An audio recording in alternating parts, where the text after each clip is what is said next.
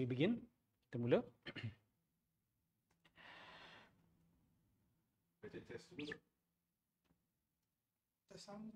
Bismillah, test sound. Bismillah, Alhamdulillah. Testing, Bismillah.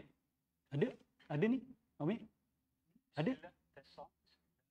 Saya pun tengah buka live ni. Ada?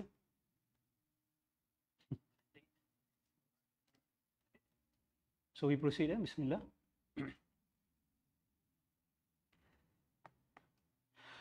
Bismillahirrahmanirrahim. Alhamdulillahi rabbil alamin wa bihi nasta'inu ala umuri dunya waddin. Wassalatu wassalamu ala asyrafil mursalin sayyidina Muhammadin wa ala alihi wa sahbihi ajma'in. Kita mulakan majlis dengan nama Allah Subhanahu wa taala. Kita bersaksi tiada Tuhan melainkan Allah dan baginda Nabi Muhammad sallallahu alaihi wasallam adalah pesuruh Allah. Kita memuja dan memuji Allah Subhanahu wa taala dengan segenap puja-pujian yang selayaknya bagi Allah. Kita mohon kepada Allah untuk menyampaikan salam dan selawat kepada baginda Rasulullah sallallahu alaihi wasallam, ahli keluarga baginda, para sahabat baginda, para tabi'in, tabi'in, para ulama, aulia, syuhada, salihin dan sekalian mereka yang mengikut jejak langkah baginda Rasulullah sallallahu alaihi wasallam hinggalah ke akhir zaman. Alhamdulillah. Kita sebagai umat Islam, kita berbangga mengucapkan syahadah. Kita berbangga memulakan majlis kita dengan puji-pujian kepada Allah Subhanahu wa taala. Kita berbangga kita memulakan setiap majlis kita dengan berselawat kepada baginda Nabi Muhammad sallallahu alaihi wasallam. Ia dikira sebagai satu mission statement juga. Sebagai satu usaha untuk kita ikhlaskan diri kita. Saya mengikhlaskan diri saya dan sebagai peringatan untuk mereka-mereka yang mendengar untuk usahakan supaya kita ihdarun niyah. Bab pertama dalam Riyadhus Salihin, Al-Imam An-Nawawi diletakkan bab ihdarun niyah, iaitu usaha untuk menghadirkan niat. Niat ni dia bukan datang macam tu saja. Dia kadang kita ada niat yang automatik, tetapi kita ada niat yang conscious. Conscious intention ni kita usahakan dia untuk datang. Dan itu yang Allah Subhanahu wa taala akan benar-benar melihatnya. Okay, usaha kita untuk memperbetulkan niat kita. It's okay kalau kita bermula silap dan salah, tapi selagi kita ada usaha untuk memperbetulkan niat tersebut, alhamdulillah. Dan bermula dengan Bismillahirrahmanirrahim itu sendiri adalah satu usaha untuk ikhlas. Bismillah, dengan nama Allah Subhanahu wa taala. Apa maksud dengan dekat situ? Dengan syariat Allah, dengan haul dan quwwah yang Allah Subhanahu wa taala berikan. Itu maksud dengan. Dan juga dengan keridaan Allah Subhanahu wa taala, dengan agama Allah Subhanahu wa taala, dengan bantuan Allah Subhanahu wa taala. Itu maksud Bismillahirrahmanirrahim. Jadi kalau kita faham arti Bismillahirrahmanirrahim, sebenar-benar faham, susah untuk kekal dalam ketidakikhlasan. Kita boleh tidak ikhlas, tetapi kalau kita faham Bismillahirrahmanirrahim, insya-Allah kita akan dapat channel kembali kepada niat yang betul. Doakan saya dan saya doakan semua supaya kita kekal di atas niat yang baik, insya-Allah. Amin ya rabbal alamin. Baik, pertama sekali saya mohon maaf atas technical glitch tadi. Sebentar ya. Okey, saya minta feedback sahabat-sahabat yang sedang mendengar online. Everything is okay? Clear, okey, alhamdulillah. Now, beberapa hari lepas saya menyaksikan sebuah dokumentari. Dokumentari ini adalah berkenaan dengan seorang veteran askar Amerika Syarikat yang pernah ditugaskan untuk berperang di Iraq di bawah kempen War on Terror. Cerita dia ni dah popular beberapa tahun lepas. Tetapi dokumentari pendek ini yang Oscar nominated ni pada tahun 2023, 2023 Oscar nominated short yang bertajuk Stranger at the Gate. Saya dah pernah dengar kisah dia ni. Tetapi ada satu bab ataupun satu scene di dalam dokumentari ini yang benar-benar menarik perhatian saya. Beliau menunjukkan gambar platoon dia ataupun squad dia lah. Tak ramai, dalam 5-6 orang. Dia salah seorang. Dan teman-teman dia yang lain dalam gambar tersebut, bahagian matanya tu diletakkan garisan hitam. Maybe dengan marker. Pada awalnya saya tak berapa faham kenapa dia padam. Adakah mereka ini terkorban di dalam medan perang? Saya terjumpa interview dia di channel yang lain, di YouTube channel yang lain. Rupa-rupanya semua yang berada dalam gambar tu kecuali dia telah pun unalive themselves ataupun telah mengambil nyawa mereka sendiri. Kita pernah dengar dulu bahawa askar-askar veteran Amerika Syarikat ni mereka menghadapi krisis suicide ataupun krisis unalive lah, okay? Mengambil nyawa mereka sendiri. Tapi saya agak terkejut dan terperanjat apabila saya lihat statistik. Saya sangkakan jumlah korban di dalam kempen-kempen peperangan mereka ni, khususnya bermulanya kempen War on Terror pada tahun 2001 oleh George Bush Jr. Saya sangkakan jumlah korban dengan jumlah mereka yang mengambil nyawa mereka sendiri di kalangan veteran askar Amerika Syarikat ni lebih kurang sama. Rupa-rupanya tidak. Dan saya agak terperanjat dengan jumlahnya. Dan perasan tak mereka tidak war-warkan benda ni sangat. Jumlah yang terkorban di dalam medan pertempuran sejak tahun 2001 hanyalah lebih kurang 8,000 orang. Dan jumlah veteran askar Amerika Syarikat yang meninggal selepas mereka pulang kerana mengambil nyawa mereka sendiri adalah seramai 140,000. 140,000. That is some serious casualty. Dan bila saya lihat nombor ni, terdetik dalam hati saya, Allah, benarlah apa yang engkau ucapkan, apa yang engkau firmankan, bahawa setiap manusia ini apabila dia melakukan kezaliman, sebenarnya dia menzalimi diri dia sendiri. Bila kita oppress, bila kita commit injustice, sebenarnya mangsa pertama adalah pelaku itu sendiri. Kalau kita sebagai umat Islam faham hakikat ini, kita akan marah, betul. Marah dengan perlakuan ketidakadilan yang dilakukan kepada mangsa-mangsa yang tidak bersalah. Tetapi kalau kita faham hakikat yang besar itu, kita akan dalam masa yang sama ada rasa kasihan kepada pelaku itu sendiri. Sebab kita tahu setiap jenayah yang dia buat, setiap ketidakadilan yang dia buat, kezaliman yang dia buat, dia menjadi mangsa pertama. Setiap kezaliman itu mencederakan rohani seseorang manusia. Dan apabila rohani cedera, dia akan mencederakan minda dia sekali. Dan akhirnya, kalau tidak dikawal, kalau tidak dirawat, dia akan pergi kepada mencederakan diri, bahkan kepada tahap yang terakhir, mengambil nyawa sendiri. Jadi saya ingin tegaskan di sini, mangsa pertama keganasan dan kezaliman Amerika Syarikat dan Israel adalah Amerika dan Israel sendiri. Umat Islam kena sedar benda ni. Sebab saya tak nak kita ada gloom and doom punya conception of reality. Seolah macam kita saja dimangsakan. Sampai ada yang bertanya di mana Allah. Betul? Ada di kalangan orang Islam sendiri kata, Ustaz, kalau Allah Maha Pengasih, kenapa Allah biarkan benda-benda macam ni berlaku? Saya tahulah untuk ujian. Tapi kenapa sampai begini sekali? Dan kenapa musuh-musuh ni seolah-olah macam tidak diapa-apakan? Itu tidak betul. Allah Subhanahu Wa Taala kata dalam surah At-Tariq, innahum yakiduna kaida wa akidu kaida. Famahhilil kafirina amhilhum ruwaida. Mereka merancang, mereka membuat makar, aku juga merancang, aku juga membuat makar. Famahhilil kafirina amhilhum ruwaida. Berikan mereka sedikit masa. Let them have this time. Itu bahasa yang Allah Subhanahu Wa Taala guna di dalam penghujung surah At-Tariq. So sekali lagi saya nak tegaskan di sini, mangsa pertama kezaliman mereka adalah diri mereka sendiri.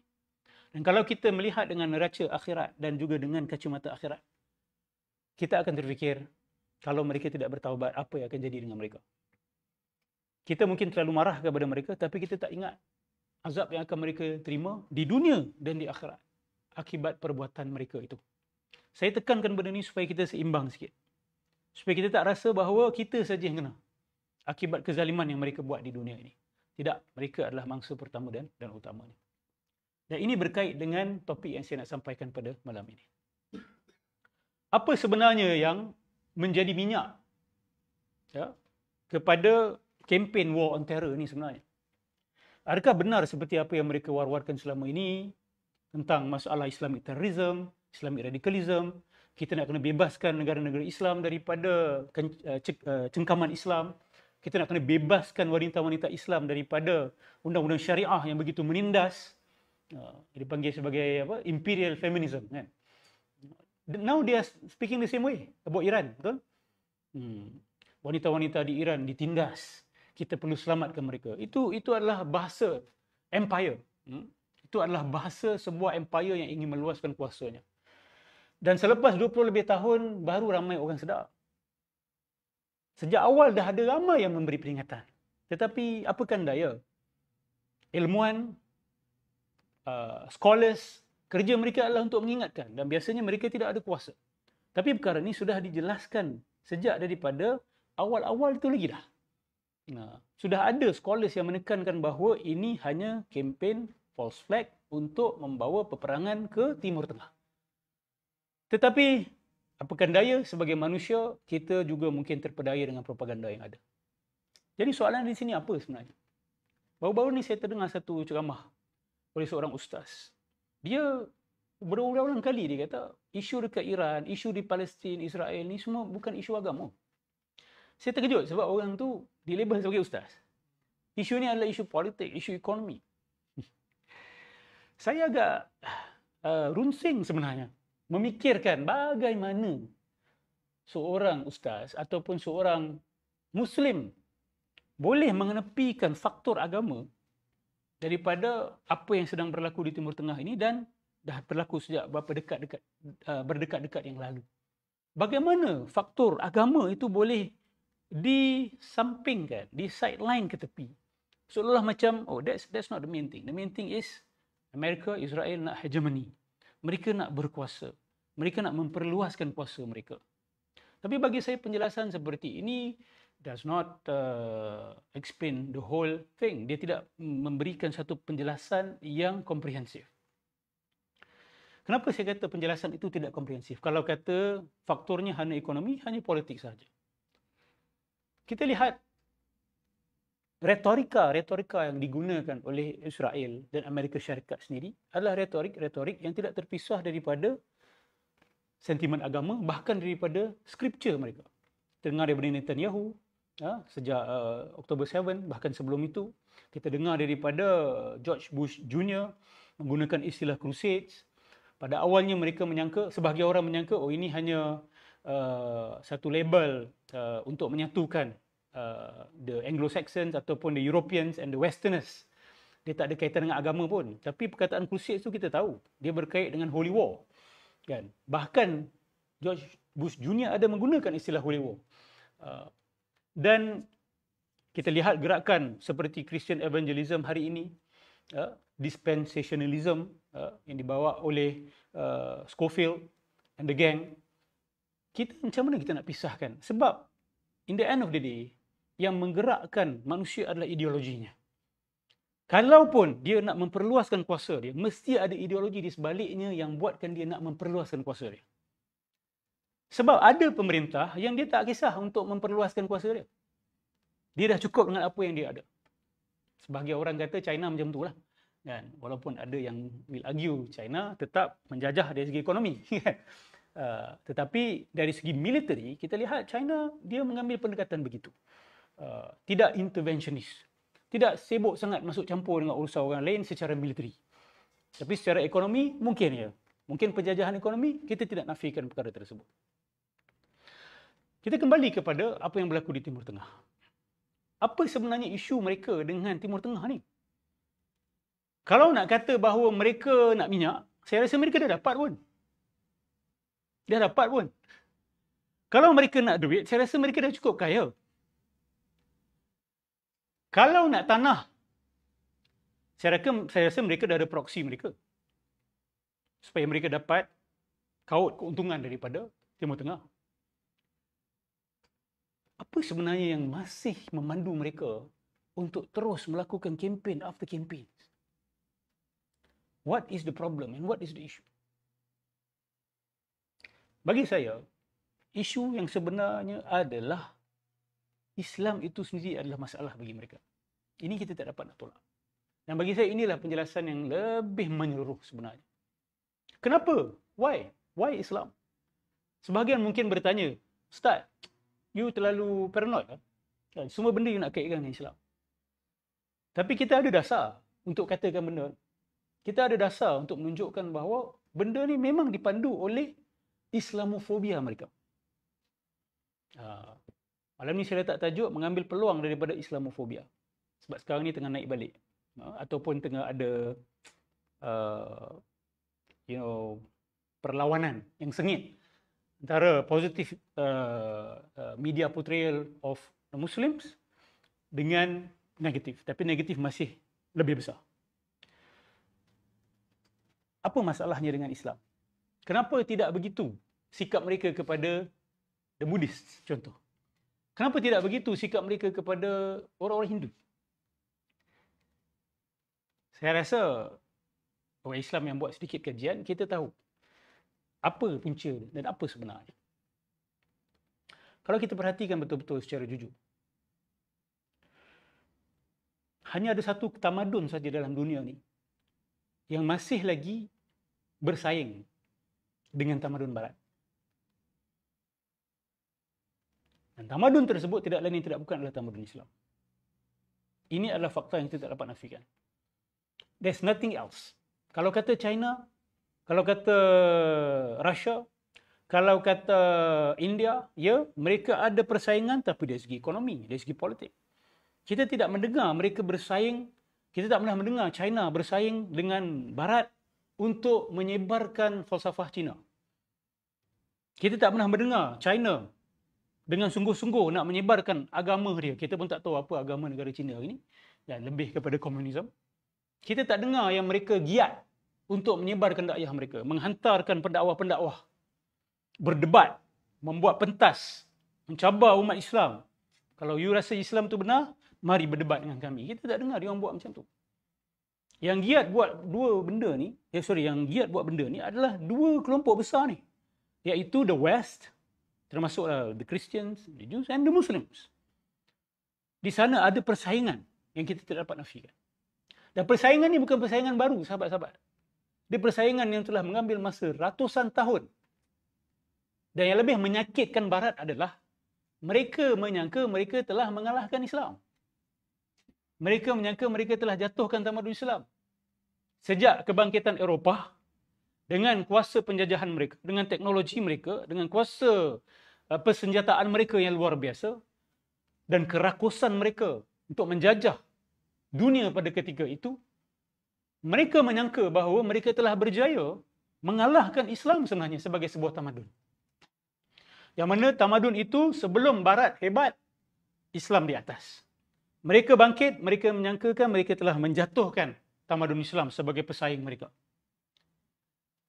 Yang membuatkan mereka marah hari ini adalah walaupun tanpa kekuatan politik dan tanpa kekuatan ekonomi, umat Islam masih bersaing. Umat Islam ni adalah satu tamadun yang sangat-sangat degil. Hari ini kita lihat sudah ada kebangkitan. Tanda-tanda kebangkitan tu ada. Walaupun dia masih lagi belum merancak. We can see this revival here and there. Secara kecil-kecilan. Kita boleh masukkan juga kejadian terbaru ni, Iran dengan Israel.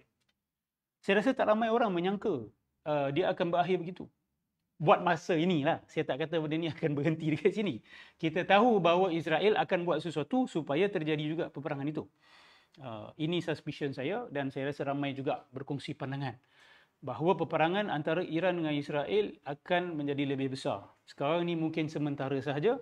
Dan kita tahu Israel tak akan puas hati dan Netanyahu tak akan mahu dia terus dibicara di mahkamah Israel, maka dia akan lakukan sesuatu. Ramai juga penganalisa politik yang memberi amaran bahawa kemungkinan akan ada serangan false flag. Dan false flag yang akan berlaku ini kemungkinannya akan lebih besar daripada September 11. Okey, ada beberapa suara yang telah bercakap begitu. Sebab kenapa? Ini bukan satu konspirasi teori, ini bukan satu wild idea. Benda ni kita lihat pattern dalam sejarah. Sebelum peperangan besar yang ingin dicetuskan oleh Amerika dan Israel, mereka akan serang rakyat mereka sendiri. Supaya mereka dapat membangkitkan semangat kemarahan rakyat mereka, mereka dapat sokongan untuk pergi berperang. War in Iraq, kita tahu punca dia adalah September 11. Dan hari ini kita semua tahu itulah satu penipuan. Skala besar yang maha dahsyat. Saya rasa benda ini tak pernah berlaku dalam sejarah manusia. Satu penipuan yang mana hampir satu dunia tertipu, hampir satu dunia. Dan angka korbannya lebih kurang hampir 1 juta. Dan kemudian ya, tidak ada yang datang ke depan dan mengaku kami buat silap. Ini adalah hakikat yang semua orang tahu, satu penipuan. Dan siapa yang start penipuan ni? Hari ini baru kita tahu. Dulu tak ramai kita tahu kan. Hari ini baru kita tahu, Netanyahu. Ya, daripada dulu dia dah kata, Iran akan ada nuclear bomb tak lama lagi. Dah 20 tahun lebih. Sampailah hari ini. Jadi adakah kita nak mengizinkan mereka berbohong? Itu pilihan kita sendiri. Sebagai umat Islam kita tahu, we will not fall into it. Kita dah berawal dah cakap, tapi kita terpaksa dan kita tidak ada pilihan. So, amaran kepada false flag operations yang kemungkinan besar akan dilakukan di tanah Amerika Syarikat oleh Mossad. Dan saya suspek kuat September 11 juga sebenarnya dilakukan oleh Mossad. Dan terdapat satu rakaman video yang menunjukkan sekumpulan orang-orang Israel duduk dekat atas van mereka dan menyaksikan Twin Tower tersebut diserang dan mereka dah siap dengan video cam. Dan mereka ditangkap oleh polis Amerika Syarikat kerana suspek, how come you dah prepare video camera dan you arahkan kepada Twin Tower. So terbukti bahawa mereka sebenarnya tahu dan mereka dihantar ke Amerika Syarikat untuk merakam kejadian itu. Ini pengakuan mereka di televisyen Israel. Jadi kita tahu mereka sebenarnya adalah Mossad officer yang dah tahu apa yang akan terjadi dan kemungkinan besar mereka lah sebenarnya yang buat. Dan mereka memang ada capability. Kita tahu Mossad telah infiltrate dengan teruk CIA, infiltrate dengan teruk Amerika Syarikat. Hari ini baru kita dengar ex-CIA, ex-FBI, bekas FBI, bekas CIA buat pengakuan ini.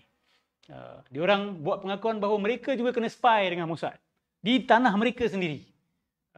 So sebab tu saya kata mangsa pertama kepada Amerika dan Israel ni adalah rakyat mereka sendiri. Dan Amerika ni dia lebih jadi kepada tunggangan yang lebih banyak kerugian lah berbanding dengan Israel. Allahumma salli ala Muhammad.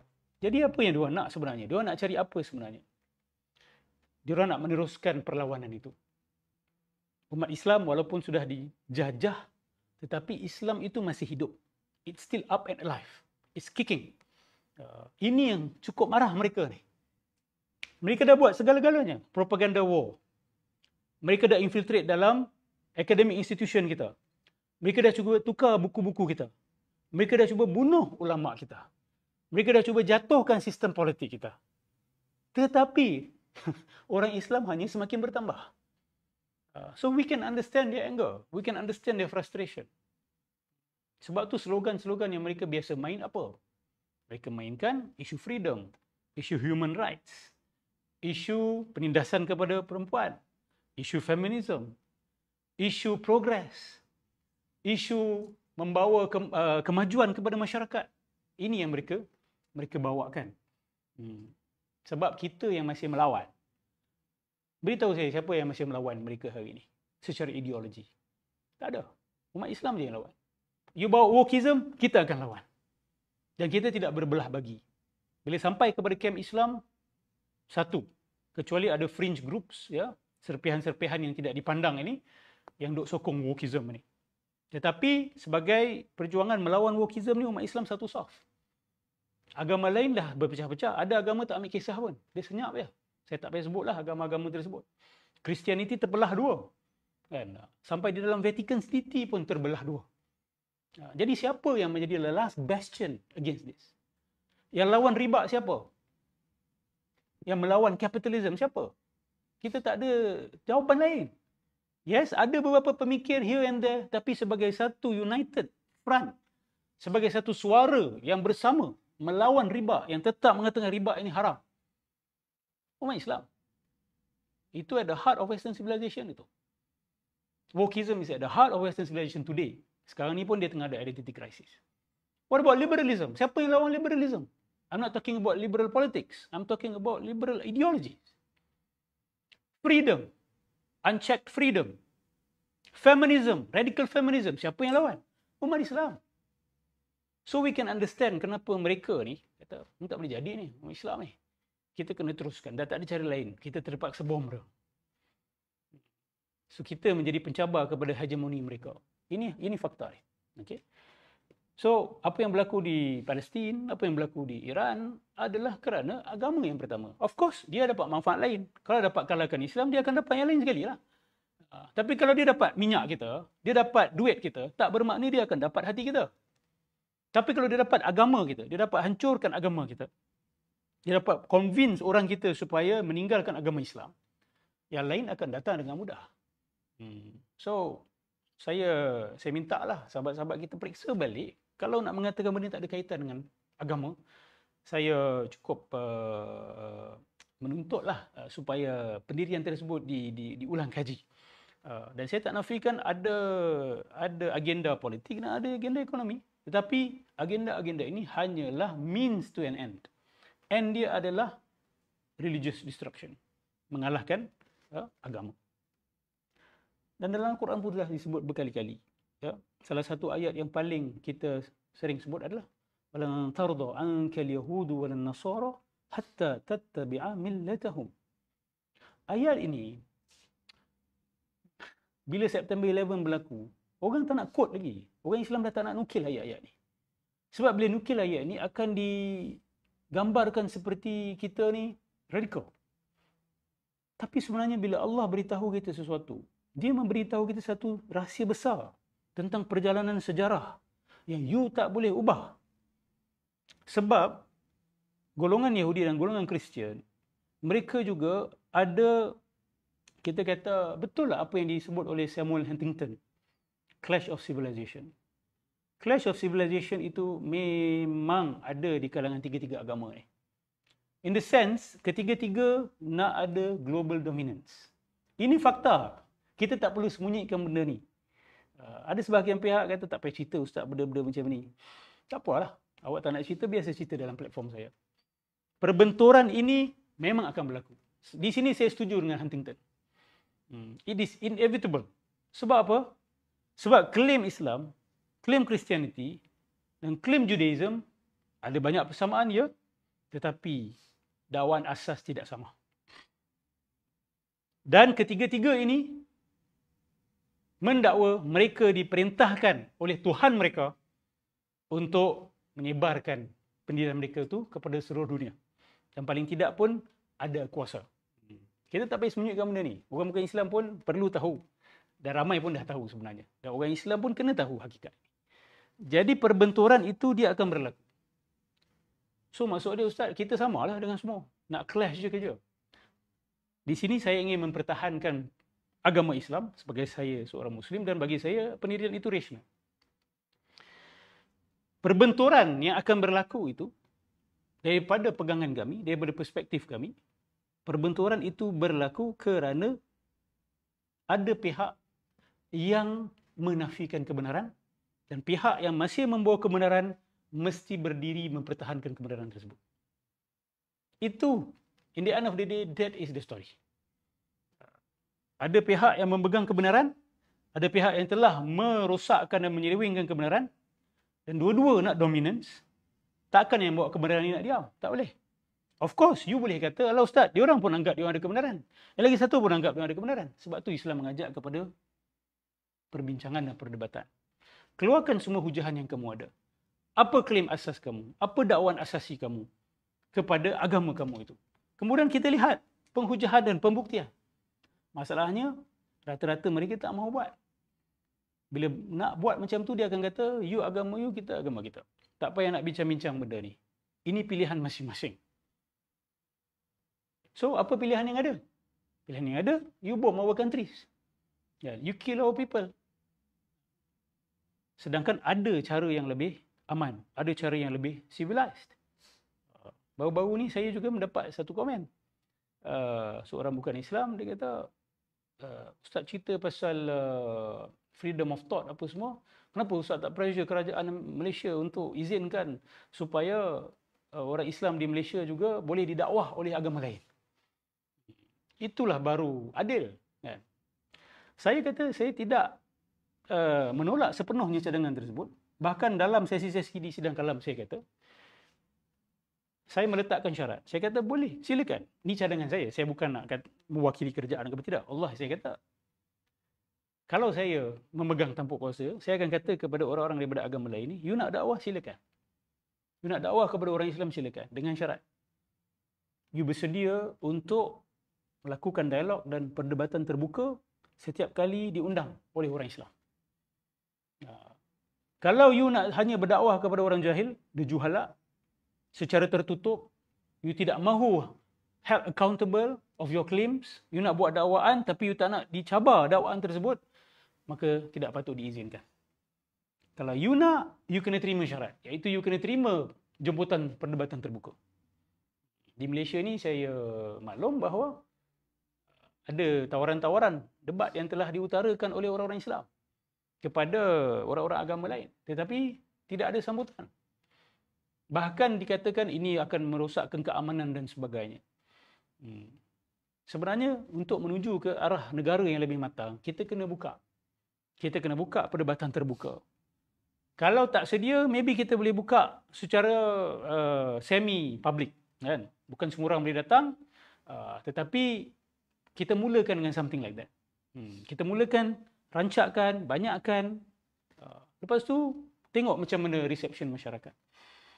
Kalau bersedia untuk perdebatan terbuka, then that means you are ready to defend your claims, then you can propagate. Ini pendirian saya. Saya tak kata saya mewakili sesiapa. Ini pendirian saya. Jadi, refusal mereka hari ini untuk berdebat secara terbuka adalah satu yang kita kata menyedihkan. Orang-orang seperti Charlie Kirk kan sekarang ni, the conservative right, kan, dekat Amerika Syarikat. Dia berapa kali dah dijemput untuk debat. Tak nak. Tapi hari-hari duk kata Islam ni tidak compatible dengan Western civilization. Dia berkias-kias nak kata Islam ni mundur, Islam ni tidak baik untuk Amerika Syarikat. Tapi bila dijemput untuk berdebat dengan orang Islam, lari. So, akhirnya digalakkan apa kerajaan dia buat? Perang. Dan sokong apa yang dilakukan oleh kerajaan Amerika Syarikat kepada negara-negara Islam. Ini bahaya. Sebab tu bila mengelak perdebatan, dia akan membawa kepada, kemungkinan besar membawa kepada jalan lain yang lebih berbahaya kepada masyarakat. Now, pada tahun 2000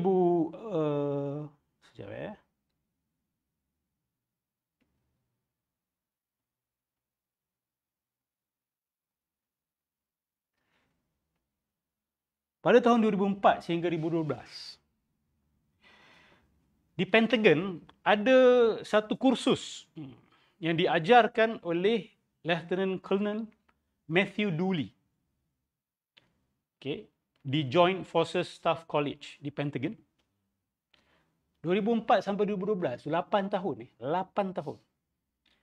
Matthew Dooley ni adalah seorang Islamofob yang totok. Antara perkara yang diajarkan di dalam kursus dia ini adalah Total War on Islam, model after Hiroshima and Nagasaki. Ini diajar di Pentagon. Dan ini diakui oleh kerajaan Amerika Syarikat. Dan selepas 8 tahun, bila dah ada orang komplain, baru dia orang batalkan program ni. Can you imagine, pada 2004 sampai 2012, itu tengah the height of campaign of war on terror. And they are being brainwashed. The military, the police, the FBI are being brainwashed by these kind of people. Targeting Islamic holy cities, Mekah dan Madinah. Ini diajar secara terbuka kepada staff-staff Pentagon. Violating international law and ignoring civilian death. Dia seru supaya sebagai Amerika Syarikat, kita ignore saja international law. Dan kita ignore civilian death. Dan dia juga mengesyorkan mass starvation and re-education of Muslim populations. Mass starvation ni apa? Kita tengok semua ni ada dekat Gaza. It's like it is being played in Gaza now. Re-education ni maksud dia apa? Change Islam. Reshape Islam. Ini of course berkait dengan Rand Institute punya kajian. The two important articles of Rand, antaranya adalah Civil Democratic Islam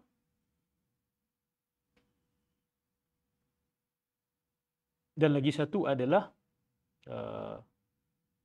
The Muslim World After 9/11.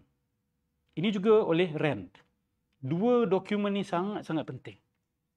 Maksud dia benda ni dia berkesinambungan. Dia bukan isolated case, si Matthew Dooley ni.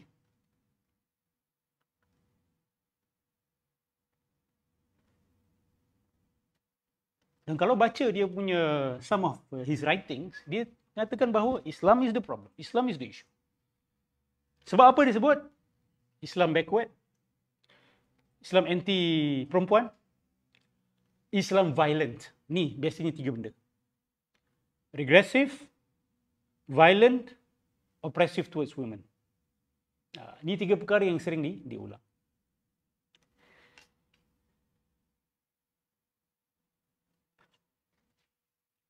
Tajuk saya pada hari ini adalah kita kena ambil peluang daripada Islamofobia ni.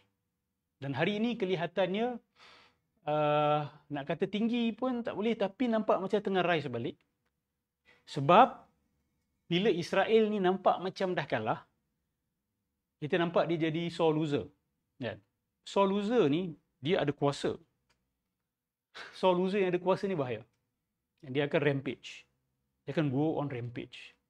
Yang kita lihat bagaimana Israel menggunakan media-media dunia untuk minimize the damage in their image dan mula menggerakkan watak-watak penting ni untuk directly attacking Islam. Trust me, benda ni akan rise balik. Seperti mana selepas September 11, 2001, benda ni akan mula balik. Media akan kuat memainkan lagi Islam ni violent, Islam ni anti-women, Islam ni adalah regresif. These three things akan kembali dimainkan. Nah, khususnya targeted kepada Iran. Okay? Khususnya targeted kepada Iran. Sebab dia nak cari alasan nak rembat Iran kan. The nuclear program ni saya rasa the Americans pun dah tak buy sangat. So dia kena main isu lain. Oppression against women, regressive dan violent. Tiga perkara ini dimainkan. Dan saya lihat itu ada peluang untuk kita. Jangan lihat benda ni sebagai satu kerugian, ini adalah peluang. Dia serang kita dengan tiga senjata ini. Respon kita akan menentukan sama ada kita akan menang ataupun kalah. Dan respon kita itu adalah satu peluang yang besar untuk kita menang sebenarnya. Sebab kita tahu jawapan dia dah ada. Kita tahu itu adalah tuduhan palsu. It's like an easy grab for us sebenarnya. Untuk kita grab kemenangan tersebut. Tapi kita nak kena respon. Kita nak kena berhujah balas. Kita jangan main military. Kita main hujah balas. Kita main intellectual argument. Kita main academic dialogue.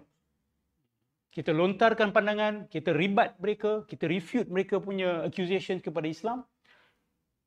Dengan cara itulah insya-Allah kita akan lihat ramai orang akan terbuka mata, ramai orang akan consider untuk masuk Islam. This has been going on for the past 20 years. Ramai orang masuk Islam because of that. Sebab orang-orang soleh, ulama-ulama, pemikir-pemikir Islam, bahkan orang-orang awam, keep defending.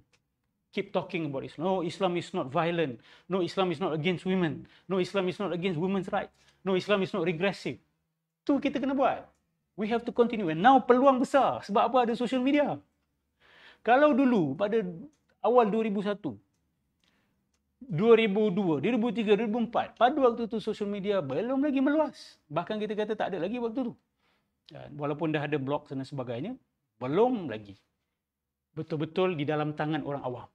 Sekarang ini kita lihat, okay, not 100%, but maybe 70-60% untuk mengubah persepsi awam kepada benda-benda besar dalam politik dan dalam dunia ini berada dalam tangan orang awam juga.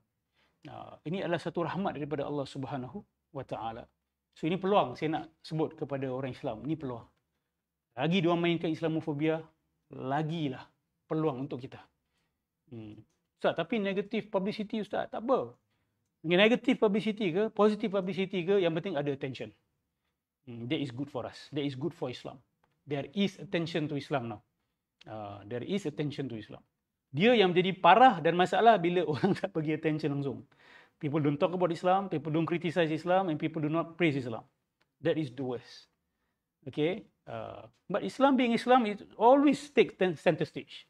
Either being the boogeyman atau being the, wow, kita dah sangka buruk kepada Islam selama ni. Sekarang saya nampak macam dah ke arah situ. Ramai orang dah tersedar mereka telah kena tipu dengan Israel. Bila dia orang rasa dia kena tipu dengan Israel, dia akan pandang siapa? Dia akan pandang mangsa Israel selama ni siapa? Mangsa Amerika Syarikat selama ni siapa? Dan dia akan mempersoalkan, adakah aku selama ni telah menzalimi orang Islam? Kenapa orang Islam yang kena target? Bila itu dah timbul dalam fikiran dia, insya-Allah dia akan selamat. Insya-Allah dia akan jumpa kebenaran. Tapi kita kena support. Kita kena jelaskan sebab dia orang pun terfikir, dia orang kata Islam ni violent. Aku adalah semalam baca Quran, aku ada jumpa ayat where your God says, kill all the polytheists wherever you find them. Kafatan. Wherever you find them. Ada verse, do not show mercy. Macam-macam lagi ayat. So some of them found these verses and they do not know how to respond. Some fall back to become Islamophobe. Sebab apa? Dia sangka dia dah baca berapa ayat, dia dah tahu pasal Al-Quran. Kerja kita banyak sebenarnya. Contoh, saya bagi contoh mudah. Berapa ramai di kalangan kita yang faham surah Taubah?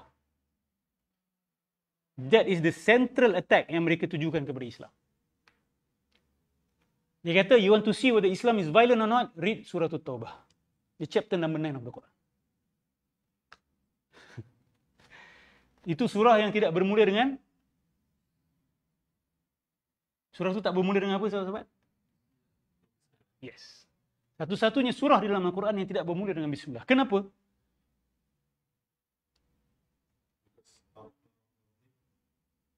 Okey, kenapa tak nak show rahmah dan rahim? Sebab konteks surah tersebut adalah the polytheists break their peace treaty. Betul? Diorang pecahkan atau apa, what's the proper word? Membatal. Dalam bahasa Melayu apa? Perjanjian damai. Apa dia membatalkan perjanjian damai? Apa? Melanggar syarat-syarat perjanjian damai. Selepas berpuluh tahun mereka menindas Rasulullah dan para sahabat, kemudian mereka berjanji untuk tidak berperang dalam masa 10 tahun, mereka yang melanggar syarat tersebut. Maka berapa jauh kita nak tunjukkan rahmah? Kalau tunjukkan rahmah lagi, itu dah bukan rahmah, itu dah bodoh. Betul tak? So, Allah tidak mulakan surah dengan Bismillahirrahmanirrahim. Mula ayat je, bara'atun minallah. Allah has nothing to do with that. Itu. Mula saja disassociation. I disassociate with you. Tuhan, bila Tuhan disassociate dengan kita, apa maksudnya tu? Ya Allah. Kalau sebagai seorang manusia, mak ayah kita kata kita macam tu, aku dah tak ada kena mengena dengan kau. Itu maksudnya. Allah start dengan, aku dah tak ada kena mengena dengan kau. Aku dan Rasul aku tidak ada kena mengena dengan kau. Wow.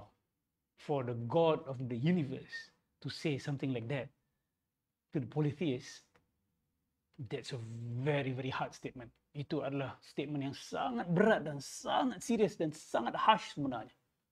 Allah tak maki diorang. Allah tak hina diorang in that sense. Tapi Allah kata, you have nothing to do with me. Sebab mereka telah putus janji. Cadangan dan galakan saya kepada umat Islam. Isu perang ni akan kembali sentral balik. Isu ayat-ayat pedang. Isu ayat-ayat jihad. Dia akan jadi central discussion lagi. Dan hati-hati kalau umat Islam tidak menjadi the main ideologues, kita yang akan dipanggil untuk attend conference, attend seminars, untuk dia reshape Islam. Tapi bagi saya, we have enough evidence already, right? For the past 20 years, we have enough facts, we have enough arguments. So we shouldn't shy away. Kita patut yang be aggressive in that sense. Aggressive ni dengan berarti kata, kita jangan pasif lah. Kita kena proaktif. Kita jangan pasif. Kita jangan tunggu orang attack dulu. Tak. Kita ke depan, kita cerita. Kenapa Rasulullah berperang? Apa cerita peperangan ni? Apa cerita surah Taubah ni? Dan tahu tak bahawa surah Taubah itu sendiri mengandungi ayat-ayat yang membatalkan tuduhan mereka. Berapa ramai di kalangan kita yang sedar bahawa surah Taubah, subhanallah, Masya Allah, tabarakallah, adalah surah rahmah. Walaupun ada Ialah, dia adalah konteks peperangan, Allah marah. Tetapi dalam marah-marah Tuhan itu, dia ada rahmah. Siapa boleh beritahu saya? Kat mana rahmah? Kalau ada Quran, buka. Apa dia? Allah bagi jalan keampunan. Tengok ayat kedua. Dekat ayat kedua je dah tunjuk rahmah. Yes. Selepas mereka melanggar syarat-syarat perjanjian damai, Allah bagi mereka 4 bulan. Either you desist, you stop doing what you're doing, you stop attacking the Muslims, you stop waging war against us, you stop fighting us, you stop your shirk, or you leave this place. If you do not leave, after 4 months, we will wage war against you. Itu tak cukup rahmah ke saya tanya? Dah pecah janji, siap kasih 4 bulan untuk clear out the place. So in the very surah itself, ada rahmah. Kalau kita hari ni contoh pecah ceasefire, langgar syarat, besok dah serang dah. Atau bukan besok, lepas sejam, 2 jam je dah serang balas dah. Ni tak. You can take time. Think about it. Okay?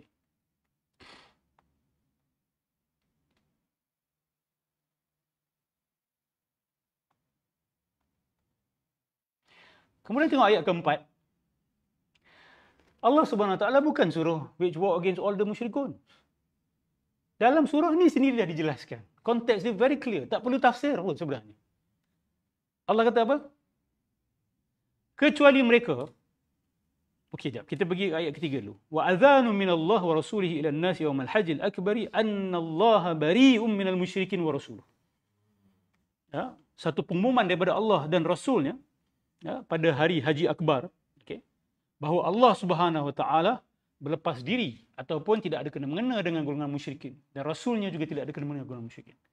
Fa in tubtum fa huwa khairul lakum. Kalau kamu bertaubat, itu terbaik untuk kamu. Wa in tawallaitum, kalau kamu berpaling, fa'lamu annakum ghairu mu'jizillah. Ketahuilah bahawa kamu tak akan boleh kalahkan Allah. Wa basyiril ladzina kafaru bi'adzabin alim. Okey, kemudian Allah buat pengecualian. Kata-kata yang cukup keras ini Allah tujukan kepada bukan semua musyrikun. Allah kecualikan illal ladzina ahadtum minal musyrikin thumma lam yanqusukum syai'a. Kecuali golongan musyrikun yang telah ada perjanjian damai dengan kamu dan mereka tidak mengurangkan sedikit pun daripada perjanjian mereka itu. See, it's very clear. Siapa yang tak pecah janji, we don't have a problem with you even though you're a polytheist. Sampai ada orang salah faham, dia kata sejak daripada turun surah Taubah ni dah tak ada lagi give chance. Kita kena lawan semua musyrikun, sama ada dia baik dengan kita ke tak baik dengan kita ke, dia tetap musuh kita. Ini sebahagian teroris Muslim berpegang pada benda ni. Dia orang percaya ayat surah ni telah abrogate ayat-ayat lain yang suruh kita berbuat baik kepada golongan musyrikun ataupun sesiapa saja yang tidak memerangi Islam. Dia kata surah ni telah abrogate. Tapi dalam surah ni sendiri, kalau kita lihat, ada pengecualian jelas. So, kalau kita ada mu'ahadah, kita ada perjanjian dengan negara polytheist, India for example, dan mereka berpegang pada janji mereka. Mereka tak tunjukkan tanda-tanda membelut. Mereka tidak menyokong musuh-musuh kita. Mereka tidak memuji musuh-musuh kita. They are not your enemies. Okay. Walam yuzahiru alaikum ahadan, dan mereka tidak lam yuzahiru ni maksudnya mereka tidak lam yanqusukum syai'an walam yuzahiru alaikum. Mereka tidak memerangi kamu. Fa'atimmu ilaihim ahadahum ila muddatihim. Maka penuhkan, fulfill your promises to them berdasarkan perjanjian itu. Innallaha yuhibbul muttaqin. Allah cinta ke orang bertakwa. Fa idzan salakhal ashhurul hurum, tapi selepas selesai 4 bulan tersebut, faqtulul musyrikina haitsu wajadtumuhum. Maka bunuh al-musyrikin. Al kat situ alif lam ta'rif. The polytheist. Allah kan dah bagi kecualian kat situ. Dia bukan alif lam am general, all politics. No. The evidence is clear. Just the verse before that, Allah bagi pengecualian. Kan? So dekat al kat sini, macam Nabi kata, umirtu an uqatilan nasa. Aku diperintahkan untuk berperang dengan manusia-manusia itu. Bukan dengan manusia. Tapi manusia-manusia itu. He was talking about a specific group of people. Sama juga dengan ayat ini. Kalau ambil ayat kelima sahaja yang menjadi kesukaan geng-geng Islamofob ni, dia ambil ayat nombor 5. Faqtulul musyrikin haitsu wajadtumuhum. Oh, memang ganas lah kalau dengar macam ni. Kalau tak ada konteks, memang dengar ganas. Bila selesai 4 bulan haram itu, bunuhlah politis, orang-orang musyrik ini, di mana saja kamu jumpai mereka. Wa khudhuhum wahsuruhum. Seek them out. Wahsuruhum. Kepung mereka. Waq'udu lahum kulla marsad. Dan spy on them. Cari mereka. Drive them out. Wow, this is like total offensive war. Of course, not offensive. Diorang pun defensive juga sebab diorang yang break the treaty. Fa in tabu wa aqamus salata wa atuz zakata fa khallu sabilahum. Still dalam ayat ini Allah tetap kata apa? Kalau mereka bertaubat, kalau mereka mendirikan salat, kalau mereka menunaikan zakat, fa khallu sabilahum. Khallu sabilahum boleh bermaksud biarkan mereka dengan jalan mereka. Boleh juga bermaksud buka pintu untuk mereka. I mean, open door for them. Let them permudahkan urusan mereka. Innallaha ghafurur rahim. Allah Subhanahu wa taala Maha Pengampun lagi Maha Mengasihani. Tak cukup lagi. Tengok ayat nombor 6 pula. Dia selang-seli, perasan tak? Dia selang. Ayat keras, ayat lembut. Ayat keras, ayat lembut. Ayat keras, ayat lembut. You cannot be a truthful academician or scholar kalau you baca surah Taubah dan you kata surah Taubah ni ganas. You adalah seorang yang tidak jujur. Okay? Wa in ahadum minal musyrikin istajaraka. Okay, sorry. Mungkin ada yang tanya, Ustaz, apa background mereka pecah janji ni sebenarnya? Okay, let me backtrack a little bit. Pada tahun ke-9 Hijrah, Rasulullah sallallahu alaihi wasallam membuat perjanjian damai. Dipanggil sebagai perjanjian Hudaibiyah. Okay? Yang nampak macam berat sebelah, tapi Rasulullah sallallahu alaihi wasallam melihatnya sebagai satu peluang besar. Okay? Dan dalam perjanjian tersebut, mereka tak boleh berperang selama 10 tahun. Maksud dia bukanlah mereka antara mereka saja. Ally-ally mereka pun tak boleh serang ally yang lagi satu. Jadi dikisahkan, dirakam dalam sejarah adalah Banu Bakar. Banu Bakar ni adalah ally kepada musyrikun Quraisy. Mereka pergi melakukan serang hendap kepada Banu Khuza'ah. Dua-dua musyrikun. Dua-dua adalah kumpulan musyrikun, tapi Banu Khuza'ah ini bersama dengan Rasulullah sallallahu alaihi wasallam. Politically, they allied with the Prophet. Maybe they assume Rasulullah will win. Kan? Ini semua political move lah. So diorang ni lah antara yang dimasukkan dalam ayat ini. They are not like them. So you are not allowed to kill them just because Allah say faqtul musyrikin haitsu wajadtumuhum. No. Very clear, konteks dia sangat crystal clear. Ini orang bukan Islam kena tahu. Ni this Islamophobes, orang-orang macam Charlie Kirk apa semua ni, diorang tak baca betul-betul. Diorang tak buat kajian betul-betul. Diorang tak berani sebenarnya nak memandang kebenaran itu. They are not brave enough, they are not courageous enough to face the truth. Because if they were to study the Quran objectively, dia akan surrender dan submit terus. No, this is from God. I cannot argue against this. Saya juga nak cadangkan ada seorang penulis, nama dia adalah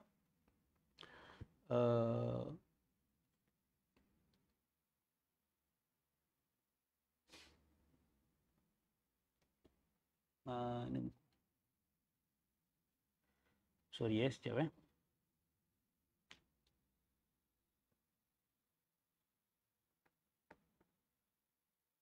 Okay, Joel Hayward.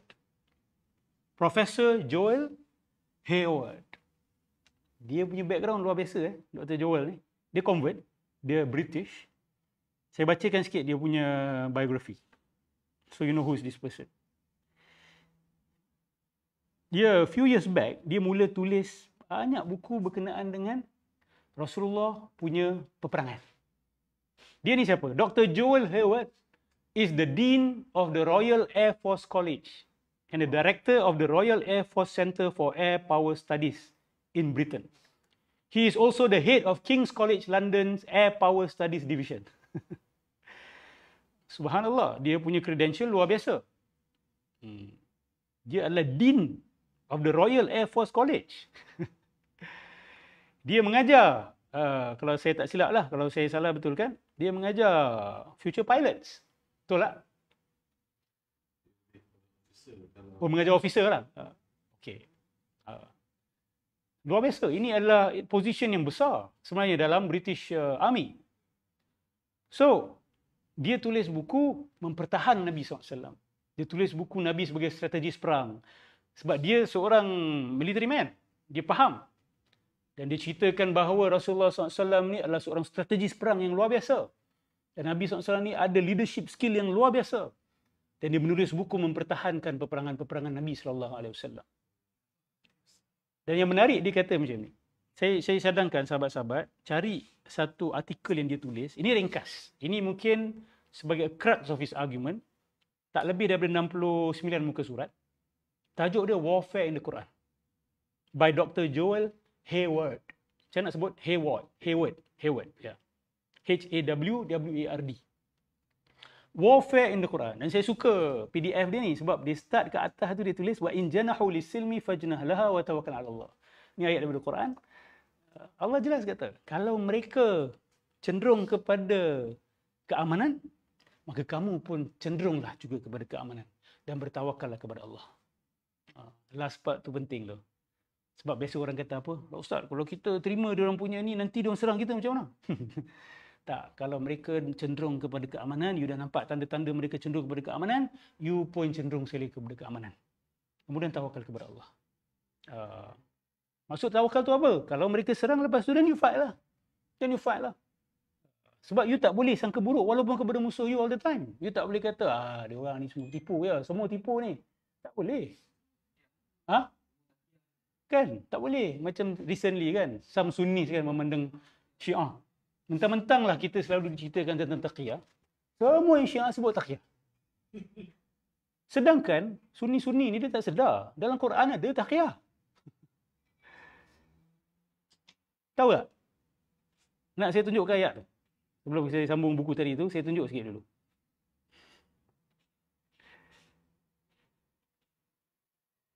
You pergi ke surah Ali Imran ayat 28. Ali Imran 28. La yattakhizul mu'minuna al-kafirina awliya'a min dunil mu'minin. Wa man yaf'al dhalika falaysa min Allah fi syai' illa an tattaqu minhum tuqah. Wa yuhadhdhirukumullahu nafsah wa ila Allahil masir. Orang beriman, jangan kamu mengambil orang-orang kafir. Kafir dalam arti kata, mereka-mereka yang menyembunyikan kebenaran, mereka-mereka yang menolak kebenaran Islam selepas mengetahuinya. Jangan jadikan orang-orang seperti ini sebagai wali-wali kamu.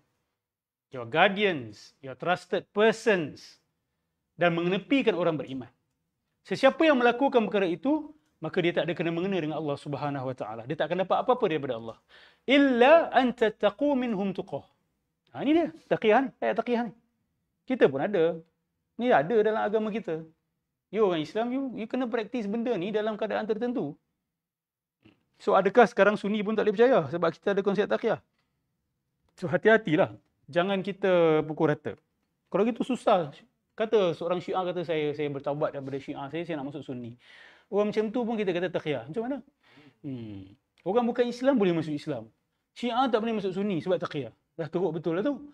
Dah lebih kafir daripada orang kafir ni masalah ni. So itu menunjukkan ada khalal dalam manhaj. Ada kecacatan kepada metodologi pihak-pihak tertentu dalam menanggapi isu ni. So, jangan suka hati. Kalau diorang tak berbohong, kita kata diorang berbohong, kita berdosa. Dengan orang bukan Islam pun kita kena ada kejujuran. Kalau dia tak tipu, kita tak boleh kata dia tipu. Netanyahu kalau tak tipu pun kita tak boleh kata dia tipu. Kita tak boleh kata semua yang keluar dari mulut Netanyahu itu menipu. Tak boleh. Adakah kita nak kata semua yang keluar daripada mulut CIA, mulut Trump adalah bohong? Walaupun nampak macam kebanyakannya bohong. Tapi adalah juga benda dia cakap betul-betul. So tak bolehlah kita nak kata main taqiyah ni untuk reject apa orang sebut. Okey, balik kepada PDF tadi, Warfare in the Quran. Wa in janahu lisilmi fajnah laha wa tawakkal 'ala Allah. Dia buka dia punya PDF tu dengan ayat ni. Beautiful. So warfare in the Quran. Dalam artikel ni juga dia disebut tentang ibarat ni ada satu konsep dia panggil just war. Kan? Dia dakwa bahawa benda ni adalah satu perkara moden lah. Bahawa tamadun barat telah mencipta satu konsep dia panggil sebagai just war. Dan dia kata bahawa sebenarnya dalam Islam dah ada konsep just war ni. 3 elemen utama yang disebut sebagai just war. Kan? Dia kata the cause of the war must be just. Okay. Nombor 2, it must be proportionate. Dan nombor 3, it must be the last resort. That's exactly what the Quran is saying. Kan? Di 3 prinsip ni ada dalam konsep warfare dalam Islam. Pertama sekali, you tak boleh suka-suka pergi setengah orang. Dia mesti ada asas yang adil. You tak boleh buat fitnah, you tak boleh buat false flag. Nabi tak pernah ajar kita buat false flag. Orang-orang yang benar-benar jahat saja yang akan buat false flag operation. Wallahi, dalam sejarah Islam, dalam Al-Quran, dalam sunnah Nabi Muhammad SAW, tidak ada langsung Nabi buat false flag operation. Ya. Yeah. Assalamualaikum Ustaz. Assalamualaikum. Bagaimana dengan selepas kewafatan Nabi SAW, lepas tu Islam mula diperluaskan daripada Empire Persia ke Byzantine, and then ke Afrika Utara, dan pergi ke Andalusia. Apa Justification. Justifikasi perluasan kuasa ini? Pertama sekali dakwah yang ditolak. Contoh, Rasulullah SAW, ni kita mula zaman Nabi dulu. Nabi hantar surat kepada the Sassanid Empire, the Persians hari ni. Tapi dulu, dia oranglah yang koyakkan surat Nabi. Bila koyak surat tu tandanya apa? I will not let you to spread Islam in this place. Itu declaration of war. Itu declaration of war. Maksud dia apa? Islam menuntut, you tak boleh kata kepada kami, jangan cakap. You cannot say that because we have a truth that we have the right to share with the whole world. You koyakkan surat and you bunuh kita punya penghantar surat tu, berlaku juga. Ya, dia koyak dan dia bunuh penghantar surat tu. Itu declaration of war. You bunuh ambassador, you bunuh emissary, itu declaration of war. So, itu antara sebab kita pergi ke Parsi. Konstantinopel pun sama juga kes dia. Tapi lebih kepada nak menyelamatkan rakyat orang daripada kezaliman empire mereka. Ustaz, dah sound macam Amerika Syarikat pula Ustaz. Okay, but it must be true. Dalam berti kata, kita sebagai satu empire Islam contoh, atau khilafah contohnya, kita tak boleh bila orang report, saya dizalimi di tempat saya, kamu kuat, kamu boleh pertahankan kami. Kita tak boleh diam, sebab itu juga perintah Allah. Betul tak? Kan Allah sebut dalam Al-Quran, what's wrong with you? Wanita-wanita yang kesusahan, mereka-mereka yang mustad'afin, yang lemah, meminta supaya keluarkanlah kami daripada negara yang zalim ini. What's wrong with you that you don't do anything about it? That means kita ada policing job to do. Siapa ada contohlah jiran awak dizalimi, awak mampu. Takkan awak nak diam? So takkan negara Islam bila dengar orang lain dizalimi, takkan nak diam? Contoh, katalah ada khilafah hari ini, kita dengar rakyat Hindu dizalimi oleh kerajaan Hindu sendiri. Kita pada waktu tu ada kekuatan, ada military power, ada economic power. Wajib tak tolong? Wajib. Tapi it must be on a just cause. Dia mesti ada atas dasar yang benar. Fakta, bukan false flag. Bukan fitnah. So dua. Sebab dakwah. Kalau sebuah negara tu, kita hantar pendakwah kita, dia terima. Tak apalah, silakanlah kau nak sebarkan dakwah kau. Aku tak nak masuk Islam. Tapi aku izinkan kau sebarkan kau punya idea kepada rakyat dia. Kita takkan ada masalah. Kita takkan serang dia. Tapi jenis yang no. Get out. I do not want my people to hear anything about Islam. Say no, you don't have the right. This is people's freedom of choice, intellectual freedom. They need to hear all the choices that is available.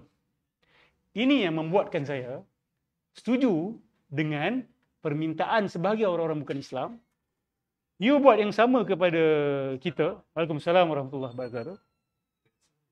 You kata kita tak boleh sebarkan agama kita. Tapi you dalam sejarah, you tuntut supaya kita buka pintu untuk you sebarkan Islam. Betul tak? So dia kata di situ ada ketidakadilan. Dan saya terima pendirian mereka itu. Dan kita bila tengok ilmu kalam pun, kalau kita lihat, para ulama kita, dia orang tak berapa sensitif sangat. Kita tengok ketika di Andalus, bagaimana ulama Islam, Kristian, Yahudi berinteraksi dalam La Convivencia. Ini terkenal. Bagaimana ulama-ulama daripada agama-agama yang berbeza berinteraksi di dalam Baitul Hikmah. Sebab apa? Sebab pada waktu itu, umat Islam dah sampai satu tahap yakin diri. Kita tak boleh asyik nak tutup pintu. Kalau kita asyik tutup pintu, orang akan ragu dengan kita. Orang akan kata, hang ni apa nak asyik tutup pintu, orang ajak debat je lari. Ajak debat je lagi. Lepas tu guna kuasa. Hang nak sembunyikan sesuatu ni. Itulah yang dituduhkan oleh seorang ilmuwan daripada India yang datang ke Baghdad mencabar orang Islam. Dia kata, kamu ni Islam ni tersebar dengan pedang je, bukan sebab agama kamu betul. Kamu guna kuasa aja. Kami kalau ada kuasa pun maksudnya agama kami akan tersebar. That means you and I are the same. You have no upper hand. So khalifah tercabar lah waktu tu. Saya dah pernah cerita kisah ni. Khalifah tercabar. Khalifah pun panggil lah ulama-ulama debat. Debat kalah. Sebab tak biasa berdebat. So akhirnya diorang sedar bahawa diorang salah panggil orang. Bukan semua ulama boleh berdebat. Kan? Akhirnya diorang panggil seorang mutakallim, ahli kalam. Ahli kalam tu akhirnya dumbfound the scholar. So ini penting ini. Dan kita kenapa nak takut? Kalau kita takut, kita tak yakinlah agama Islam ni benar. Kita dah jadi macam Charlie Kirk, kan? Kita dah jadi macam Islamofob lain yang bila dia ajak debat, dicabar, lari. Akhirnya orang sangka, kenapa kau lari? Kau tak confident dengan argument kau sendiri kah? Kita lari, selalu nak lari. Lari dia kata, agama bukan debat-debat. Yes, nampak you nak selamatkan iman you, tapi ini membuatkan orang ragu kepada Islam. Diorang pun ada hak nak dengar. Diorang pun ada hak untuk cabar kita. Allah pun suruh diorang cabar Quran, kan? Kalau kamu nak pastikan Quran ni daripada aku, cek, ada percanggahan tak? Allah invite them. Kita pula tutup pintu. Tutup. Allah invite. Ya Ustaz, dulu boleh lah. Sekarang ni mana ada orang boleh handle? Ada, Alhamdulillah. Kita masih ada orang boleh handle. Paling-paling pun ada orang seperti Dr. Zakir Naik. Banyak cabaran dakwah, cabaran debat yang dia dah buat. Dekat Malaysia ni. Ada orang sambut. Tak nak. Kenapa? Why? Bukan dia maki orang. Bukan dia fitnah. Tapi privately pun dia tak nak buat. Tak nak buka terbuka, tak apa. Private pun tak nak. Kan? That means, what are you hiding? So, Islam dia macam tu. So, bila soalan awak tadi tu, kenapa Islam ni sampai kepada tanah-tanah yang lain? Adakah kita buat offensive war? Adakah apa justifikasi kita pergi ke tanah orang lain? Itu dia saya sebut tadi. Dakwah yang dihalang.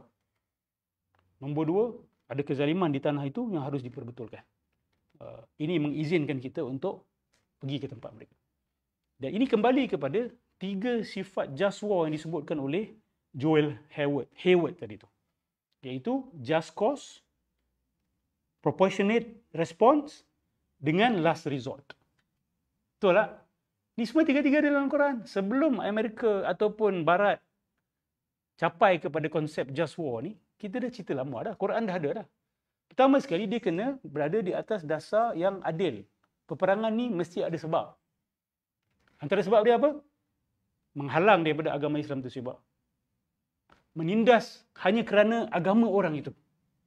Kemudian menghalau dia daripada keluar rumah. Menghalau orang tu daripada rumah dia. Mengeluarkan dia daripada rumah. Ini just cause. Dan Allah kata apa?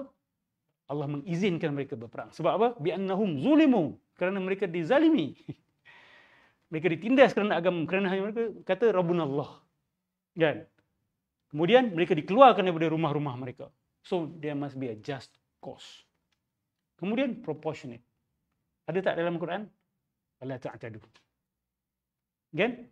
peranglah mereka, lawanlah mereka, tapi jangan melampau. Ulama sepakat jelaskan apa maksud jangan melampau tersebut. Jangan bunuh perempuan, jangan bunuh budak-budak, jangan kau pergi mutilate pula mayat tu, kau cabut mata dia, kau pergi potong telinga dia. Kecuali kalau dia buat gitu. Sebab Nabi pernah buat benda tu. Kepada sebuah Arab Badui, kumpulan Badui yang dia sakit, jumpa seorang pemilik unta, dia ambil air kencing dengan susu unta tersebut, dia bunuh. Dan itu pun hasil daripada cadangan Rasulullah SAW.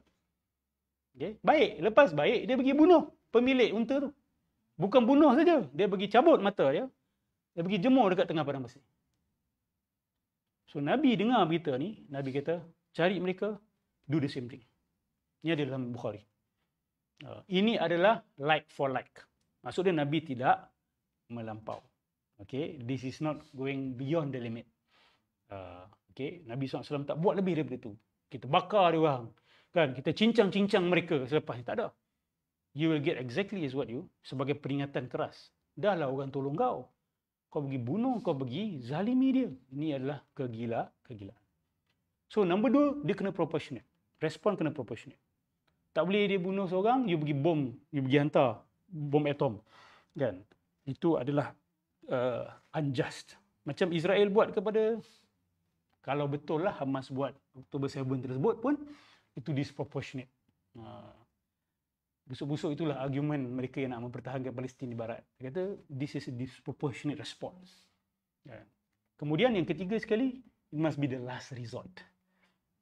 Maksudnya you kena cuba jalan yang lain. Bincang, delay, dakwah. You serang kita juga, you bunuh orang kita juga, barulah last resort, baru peperangan. Bukankah itu yang Allah ajarkan pada Nabi? 10 tahun pertama, 13 tahun pertama dalam dakwah Rasulullah sallallahu alaihi wasallam, sabar, tahan. Dalam keadaan waktu itu pun sebenarnya dah ada kekuatan pun, bukan tak ada langsung, dah ada kekuatan hujung-hujung sebelum hijrah tu. Kan? Tapi Rasulullah SAW ni last resort. Dakwah juga dengan baik. Sehinggalah mereka melampaui batas, maka kita respon secara proporsional. Saya rasa ni termati. Is it? Oh, okay. It's okay. So please read Joel's book. Amazing. Dan banyak juga dia punya ceramah ada kat YouTube. Bagi seorang military expert untuk memuji Rasulullah SAW dan membuka sisi-sisi mukjizat dari segi military strategi dan sebagainya, bagi saya ini adalah satu fakta yang agak baru. Walaupun dulu ulama kita pun dah buat buku-buku seperti itu, tapi ini dari perspektif orang yang dulunya bukan Islam. Dalam British Army, dan dia buat analisa. Akhirnya dia mempertahankan Rasulullah SAW dan dia masuk Islam. Dia masuk Islam. So kita kena buka semua ni. Kita kena cakap pasal benda ni. Kita kena explain. Saya cadangkan umat Islam study surah Taubah dengan baik. Okay? Dan make sure kita faham surah ni apa. Sebab inilah dia yang akan serang. If you cannot defend surah Taubah, you akan kalah bila diorang tuduh Islam sebagai agama teroris. Dan ramai orang Islam pun tak boleh nak respon. Akhirnya Islam mendapat nama buruk. Kalau respon salah pun teruk je. Oh, ni zaman dulu je kan. Oh, zaman dulu boleh lah buat benda immoral kan. Sebab diorang tuduh benda ni immoral. Kita pula jawab, oh ni, yalah, you kena faham ni sesuai untuk zaman tu. Jawab macam tu, orang akan kata, oh Tuhan kau mengizinkan benda immoral untuk zaman tu lah.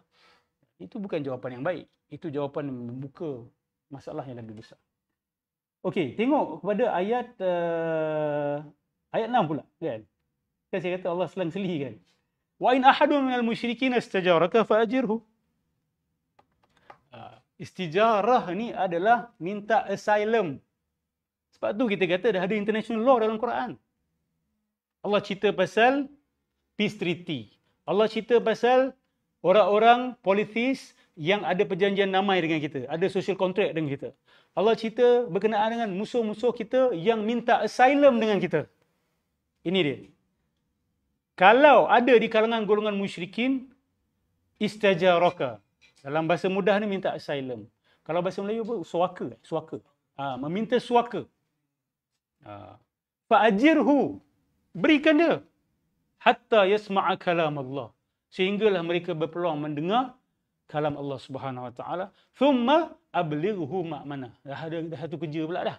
Kan? Golongan musyrikin sampai ke kita, kan? Dia perlu didengarkan ayat Al-Quran, dakwah, lepas tu protect dia. You ada tanggungjawab untuk jaga security dia. Zalika bi annahum qaumun la ya'lamun. Kerana mereka ni adalah kaum yang tidak tahu. Look at the different nuances yang Allah gunakan. This group, they don't know. They sincerely do not know. So if dia, because it doesn't make sense yang dia tahu, lepas tu dia datang jumpa kita. Kan big risk kat situ. Kan? Kalau kita sangka buruk kat dia, habislah. Ni tak. Maksud dia bila dia datang kepada kamu, seorang diri atau kumpulan yang kecil, dia dah put his or her life at risk. So protect them. So that they will hear the words of Allah Subhanahu Wa Taala. Zalika bi annahum qaumun la ya'lamun. Kerana mereka tidak tahu.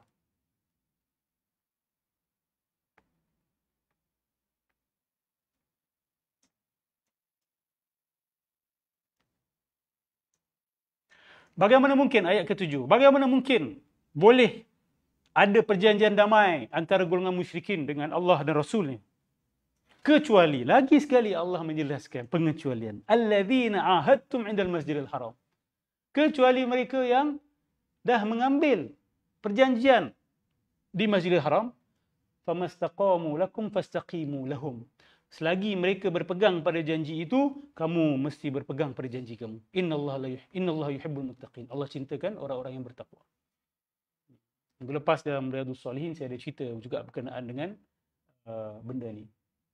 Kita tak boleh be treacherous. Especially dalam situasi in between perang dengan aman. Which is around ceasefire, peace treaty. Jangan be treacherous. Sebab kesan buruk dia adalah kepada Islam. You may win as a Muslim state or caliphate.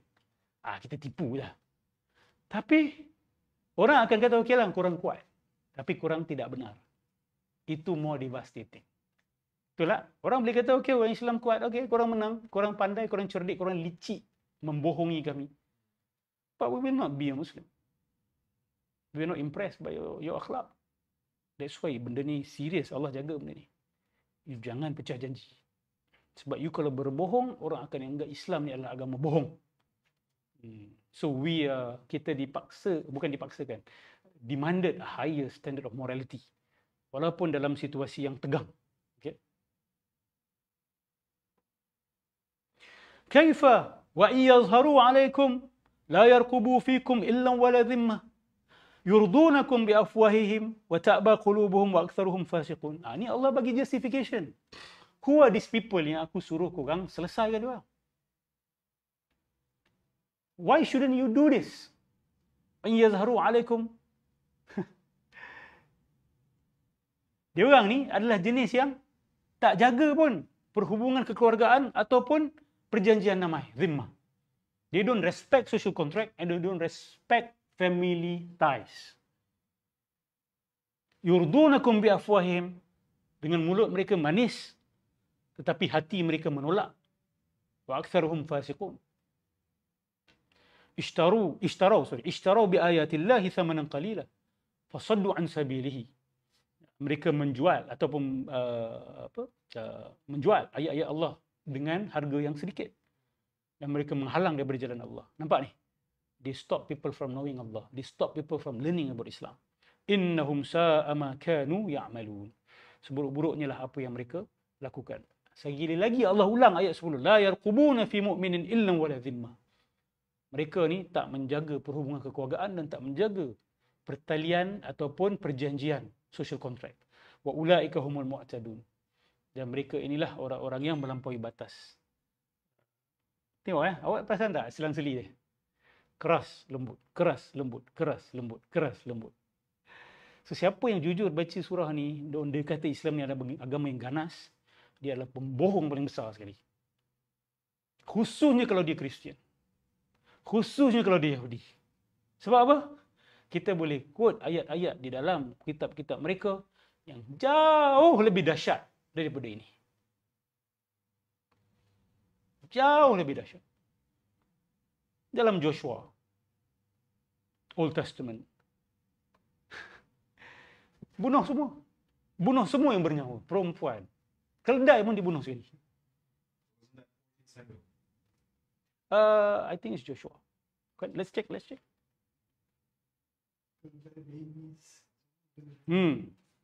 Joshua tu is like the baby apa?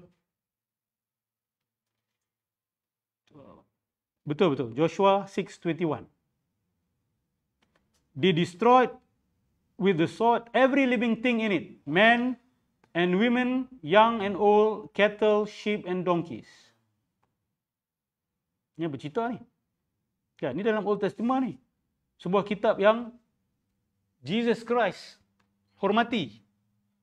Okay.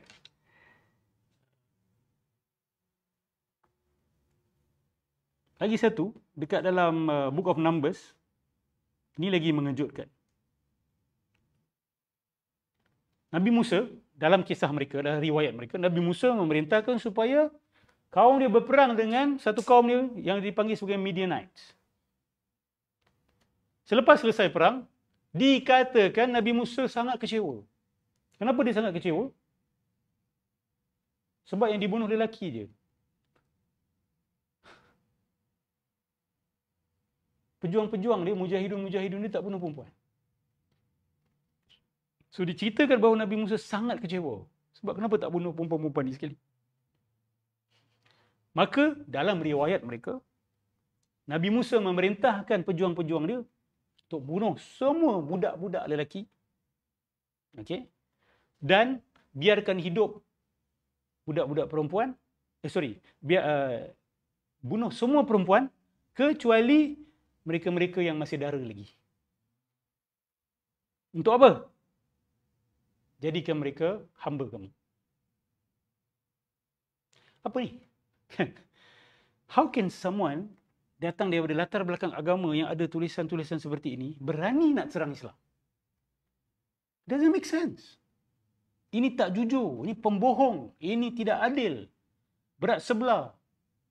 Bukan nak mencari kebenaran, nak menang saja. How do you explain these verses? You sibuk dengan Islam ada surah Taubah. Verse of the sword. Ni apa ni? Suruh bunuh perempuan. Suruh bunuh budak-budak lelaki. Keledai pun kena bunuh sekali. This is what they are not willing to face when we ask them this kind of questions. That's why dia orang lari selalu. It's okay. Kita bukan nak serang orang Kristian, orang Yahudi yang tak ada masalah dengan kita. Kita hanya minta dia orang berfikir. Tapi jenis yang duk menyerang ni, yang Islamophobe ni, yang nak mainkan benda ni, korang ni gila ke apa? Buta ke apa? Tak baca buku sendiri ke apa? You kalau baca dalam buku, main confident lagi. Oh, Muhammad did many immoral things. He was a warlord. Oh, okay. Okay. So kita tanya dia orang. So do you agree with me that a person who does A, B, C, what you said, cannot be a prophet? Do you agree? Kalau dia kata yes, agree. Habis, checkmate. That means dia dah negate the prophethood of Moses, the prophethood of the divine nature of Jesus, or even the hypostasis of the human side of Jesus. Dia dah nafi. Inilah macam mana kita pelik golongan yang mendakwa terpelajar first world country. Dia cakap tentang agama dia tu dia tak tahu. Dan dia berani serang orang sesuatu yang lebih teruk ada dalam agama dia. And trust me, they will still play this on and on. Saya penat, bukan apa. Sebab kita ni sebagai ustaz, kadang-kadang dipanggil join conference tu, conference ni, datang seminar tu, seminar ni. Kerja dia apa? Nak explain ayat jihad ni. Ayat jihad ni sebenarnya begini, sebenarnya begitu, sebenarnya begini, sebenarnya begitu. Kita nak kena always in the defensive. But none of these conferences, seminars that I've attended before lah. Now saya tak tahu. Yang pernah sekali berani sebut. Apa hak Amerika Syarikat nak buat begini kepada negara Islam? Apa hak dia nak menuduh bahawa ayat-ayat Al-Quran ini mengandungi ayat-ayat yang membuatkan orang jadi radikal? Apa hak dia? Sedangkan di dalam kitab-kitab dia terdapat ayat-ayat lebih dahsyat daripada itu. Sekali lagi saya ulang, saya tidak menyerang mereka-mereka yang tidak ada Islamofobia. Yang dia mengamalkan agama dia sendiri, dia Kristian dengan aman, dia Yahudi dengan aman. Saya mengkritik keras golongan Islamofobes yang menyerang Islam. Contoh, apalah orang Islam ni kena pakai tudung, ni menindas perempuan. Apalah ada poligami. Engkau tak baca langsung Bible. Macam mana? Tak malu ke? Why is your shame?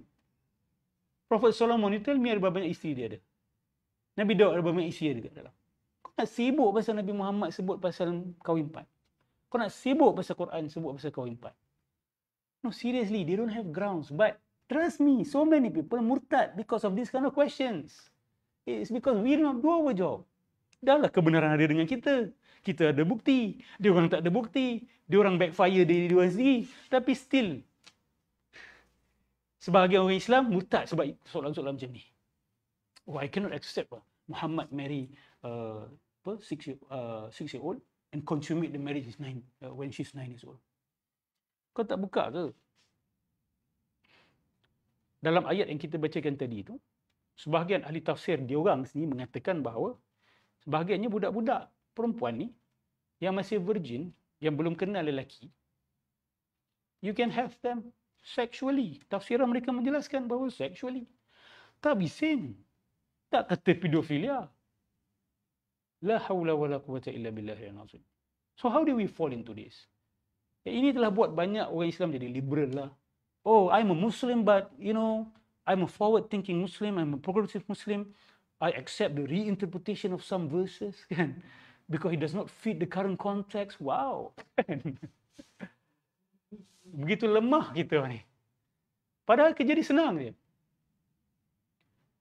You rasa benda ni salah sebab betul-betul you yakin dia salah atau you malu dengan orang lain. Itu hakikat dia. Kalau you kata sebenarnya sebab saya malu. Kenapa you malu? Kenapa you malu dengan poligami? Why are you ashamed of polygamy? State your evidence. Keluarkan hujahnya. Oh, because they're oppressive against women. In what way? Oh, one man for one woman. Itu baru adil. Why is that considered justice? Kalau seorang lelaki, dia nak buat welfare kepada 4 perempuan. Why is that injustice? Dia nak bantu, nak siapkan rumah, nak bagi makan, nak bagi minum, nak memperbanyakkan anak. Why is that oppressive? Prostitution tak opresif. Ada mistress tidak opresif. Kan? Mistress dalam gelap kan? Naik genting. Kan? Mengaku je. Like that lah. My community also like that. We always go to genting. Kan? Yalah, you understand lah what we do there. But you Muslims you're very fortunate You can be frank about it But we cannot lah. Our tradition cannot. Oh, tahu pula. Kan? Tahu pula. Tapi dekat depan, academic paper, propaganda, sokong. Betul lah, oppressive against women. Apalah kena cover-cover semua ni. Ya Allah, semua gambar Mary tertutup. So saya kata, dia orang ni tak tengok cermin langsung. If you want to say that as oppressive, then you have to tell me that the mother of God was oppressed. And what was the son doing? Betul tak? Mak kepada Tuhan itu telah ditindas. Begitu sekali. Sebab pakai tudung, cover herself, cover her hair. Dalam Bible juga ayat yang jelas. Wanita yang tidak menutup kepala mereka, buat apa? Botak kan? Berani kata benda tu opresif.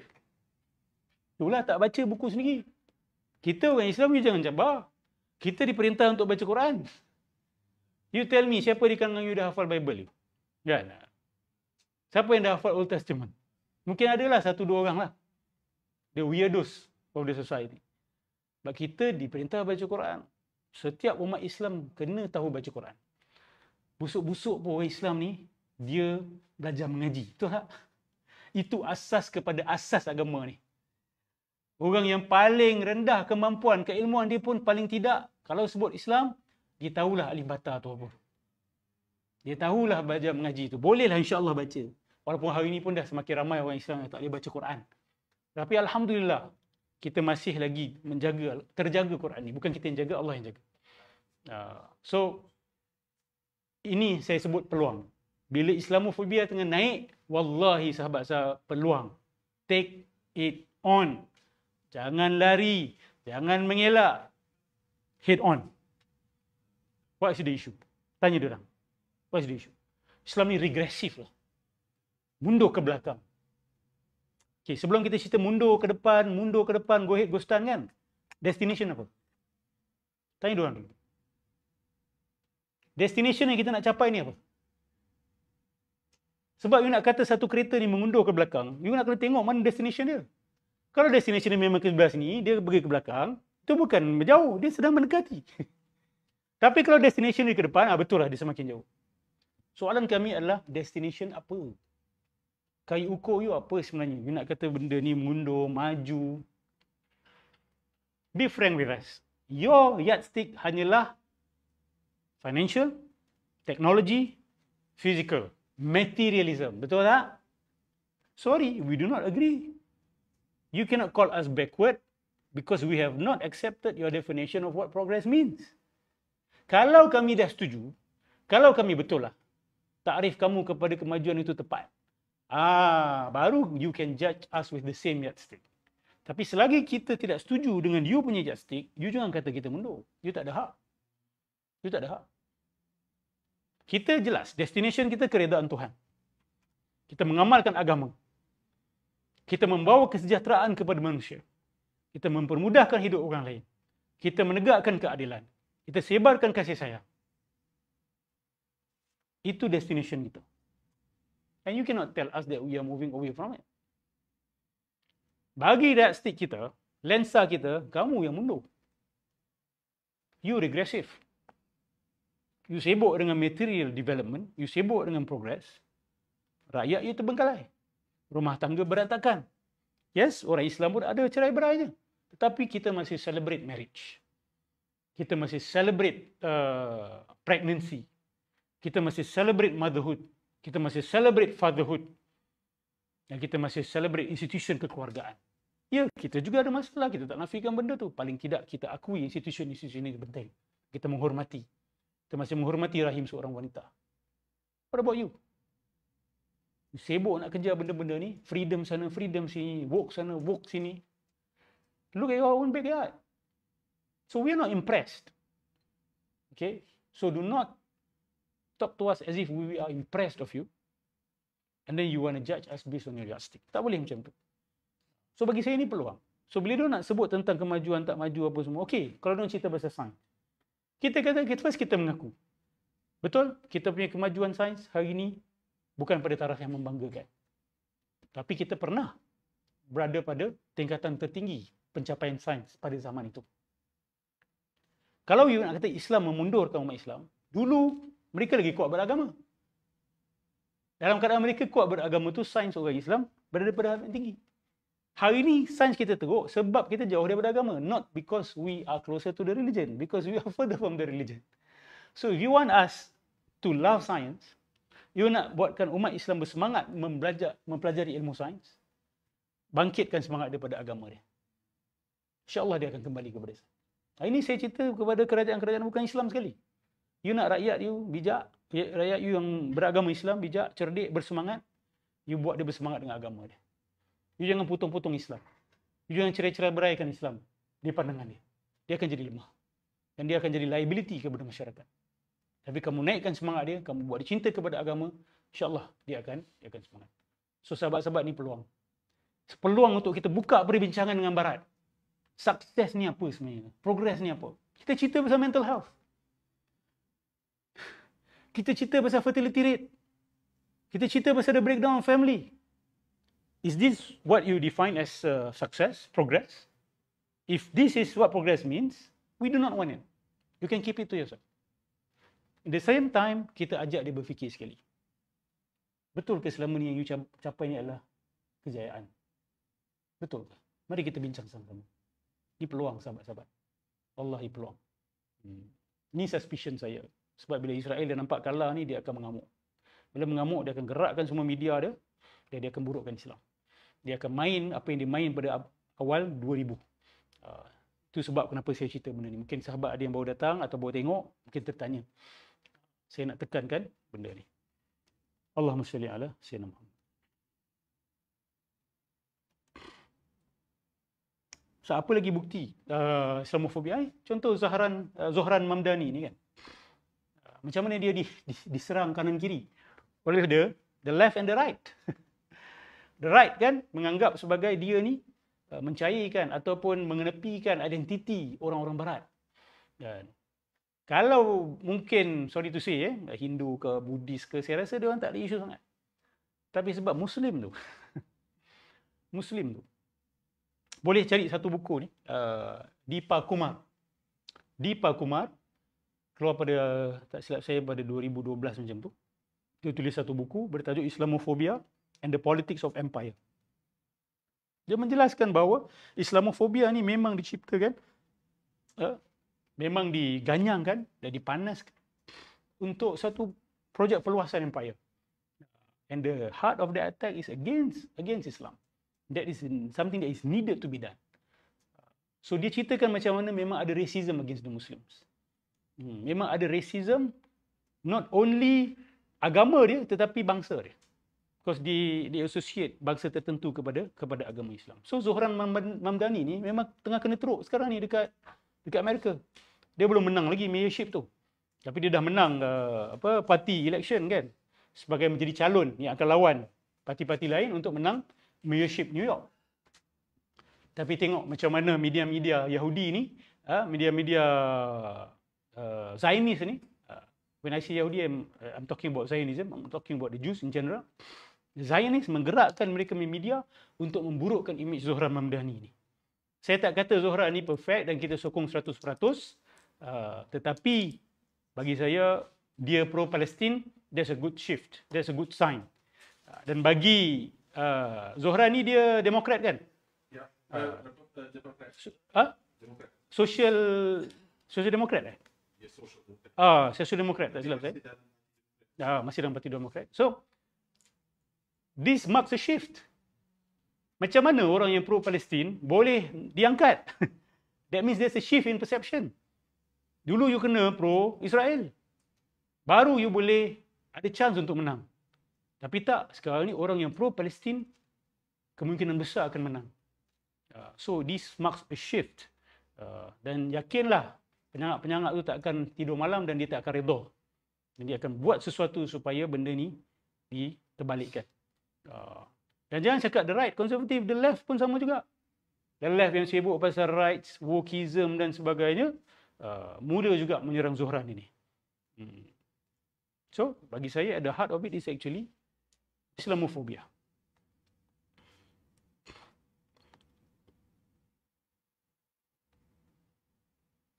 Okey. Lagi satu berita gembira untuk umat Islam. Bila mereka resort to propaganda dan permainan kotor, itu sebenarnya adalah pengakuan yang mereka sudah kalah. There is an admission of defeat. Betul tak? Kita kalau dalam satu argument, pihak satu lagi jadi emotional, dia mula buat fitnah, itu menandakan apa? Dia sudah kalah. Itu adalah pengakuan kalah. Dia adalah pengakuan daripada Barat bahawa mereka sebenarnya tidak ada bullet untuk serang Islam sebenarnya. Semua yang mereka lontarkan telah dipatahkan dengan mudah. So bila mereka main propaganda, that's good news. Untuk orang yang faham, dia this is good news. They have nothing against us. Bagi yang cerdik sikit, boleh berfikir, dia akan nampak benda ni. Kenapalah Amerika nak pakai propaganda against Islam? Kenapa tak argue betul-betul? Kenapa tak gunakan pengujahan betul-betul? Oh, rupanya tak ada pengujahan sebenarnya. Tak ada hujah. No evidence, no argument at all to be made against Islam. I can safely say that with 100% certainty. Tak ada satu pun kritikan mereka kepada Islam yang mengena. Tak ada satu pun tak ada. Okeylah, paling berat mungkin nak defend, paling susah sikit nak defend adalah slavery. Kan? slavery dan mungkin isu Rasulullah SAW berkahwin dengan Sayyidina Aisyah. Tapi itu pun sudah dijelaskan oleh para ulama. Kita bahkan sebagai orang bukan Islam pun mempertahankan sekali. Is that the best attack that they can give? Dan itu pun bukanlah asas agama kita pun. Itu bukanlah rukun iman pun. Kan? Can you attack our 6 pillars of Islam? Can you attack our 5 pillars of 6 pillars of iman and 5 pillars of Islam? Can you attack our ilmul ihsan? Our tasawuf? Do you have an ethical ground to attack it? When Charlie Kirk kata Islam is not compatible with Western civilization, kita agree lah. Islam tak compatible dengan Holocaust, kan? Yang korang buat dekat orang Yahudi in Germany. Kan? Itu kan yang buat Western people juga kan? Itu Western civilization kan? Islam tak compatible dengan EU yang macam kura-kura nak sedar bahawa Israel ni adalah the real oppressor, the real gangster. Islam memang tak compatible dengan kelembapan seperti itu. Islam juga tidak compatible dengan wokeism, betul. Saya agree. Islam tidak compatible dengan satu tamadun yang merosakkan institusi kekeluargaan. Islam tidak compatible dengan suatu tamadun yang menghalalkan arak. Islam tidak compatible dengan sebuah tamadun yang menghalalkan prostitution. Betul. Islam memang tidak compatible. Dan itulah kebanggaan kita. Itu bukan kelemahan. So how dare these people say things like this? Adakah mereka ini... Tapi ini tanda kekalahan lah. This is a sign of defeat. Kalau orang Islam tak sedar juga benda ni dan tak mengambil peluang dengan sebaiknya, saya tak tahulah bila Allah nak datangkan peluang ni lagi. Dan that crack has started to appear. InsyaAllah more people will become Muslim.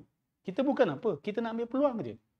Supaya ada orang lah yang dapat masuk Islam, yang dengar message Allah Subhanahu Wa Taala daripada lidah kita, daripada penulisan kita. Kita just nak menempel aja barakah. Kita nak menempel aja. Allah akan menangkan agama dia. Dengan kita atau tanpa kita.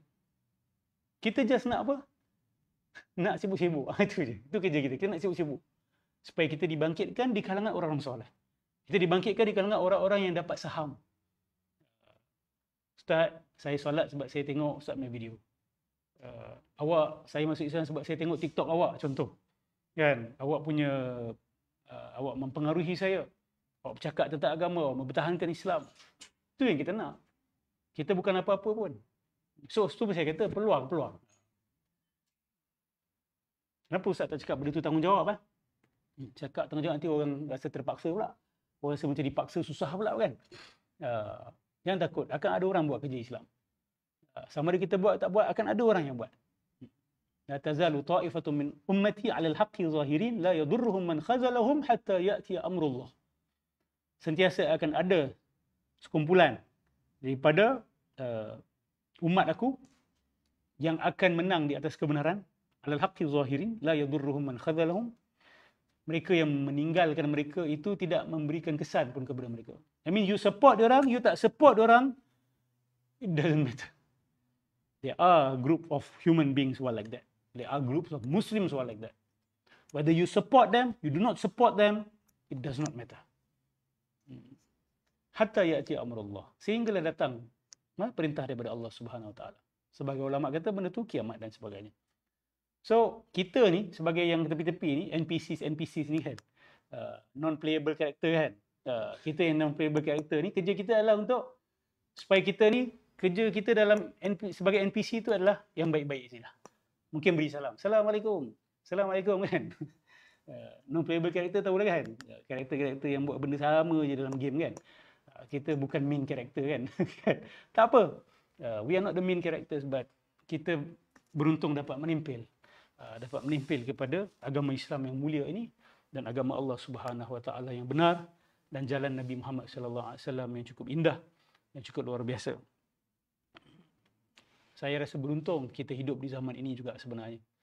Sebab banyak tanda-tanda yang tidak berlaku di zaman para sahabat berlaku di zaman kita.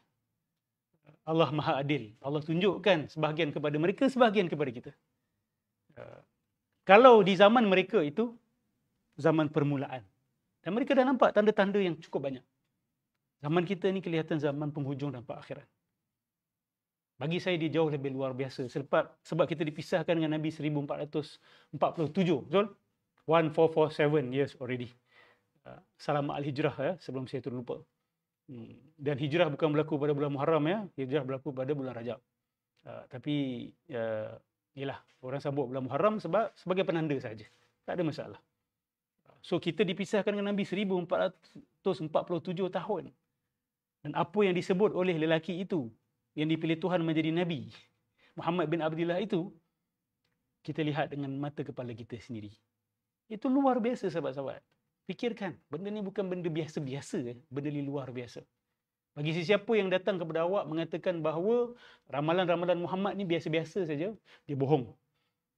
Minta dia buktikan. Bagi kami, orang-orang seperti Muhammad hari ini, kalau kamu kata ramalan-ramalan dia ni adalah tak sengaja, atau orang lain pun ada buat ramalan yang lebih kurang sama, cabar mereka, bawakan orang-orang itu. Siapa mereka?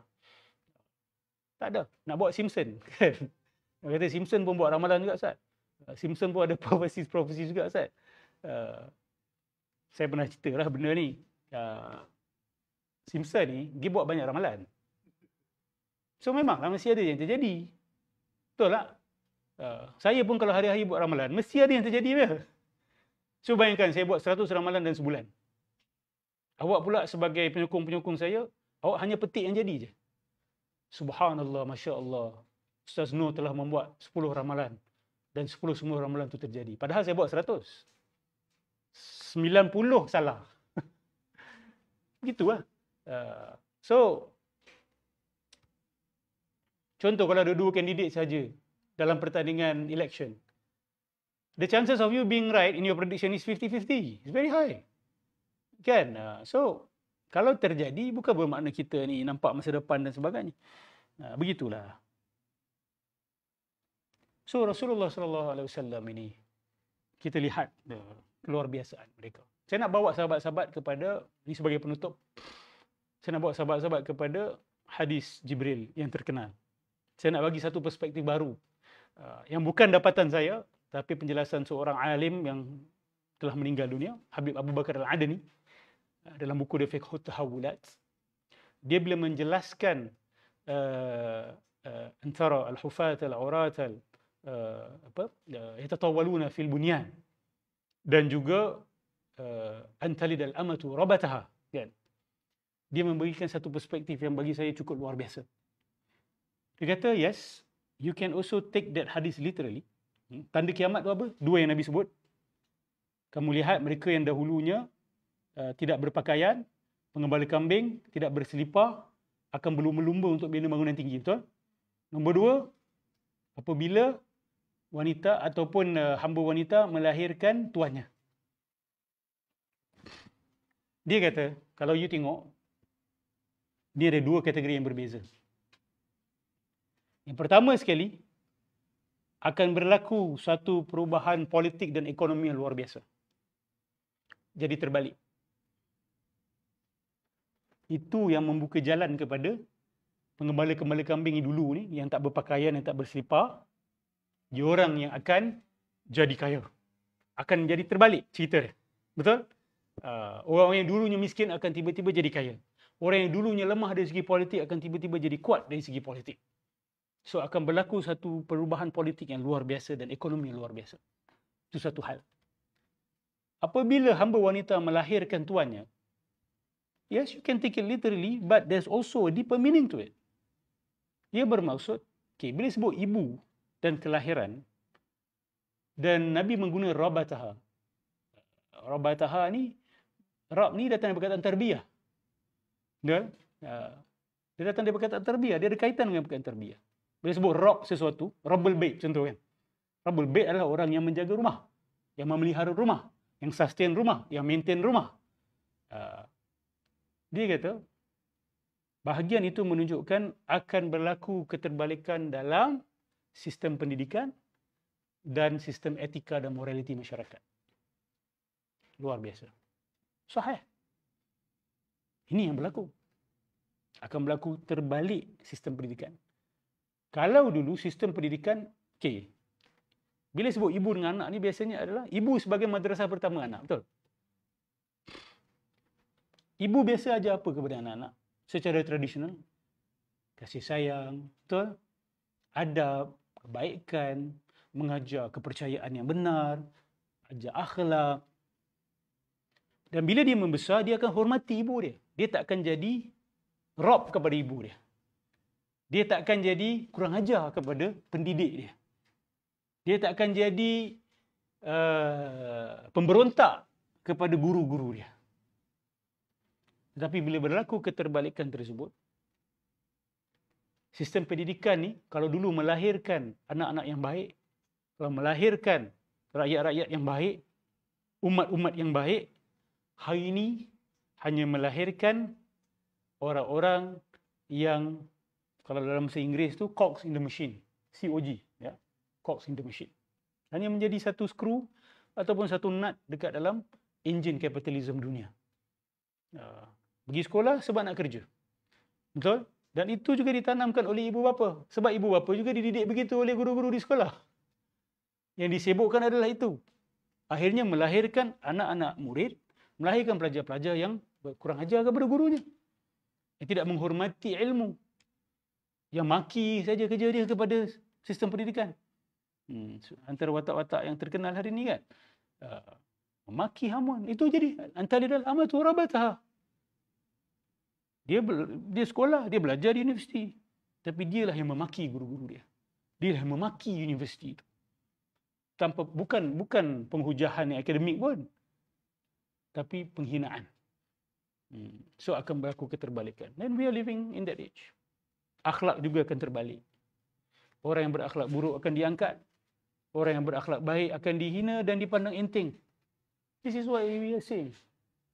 So, Nabi nak beritahu kita, seperti yang difahami oleh Habib Abu Bakar Al-Adani adalah akan berlaku perubahan dalam struktur masyarakat yang secara besar-besaran.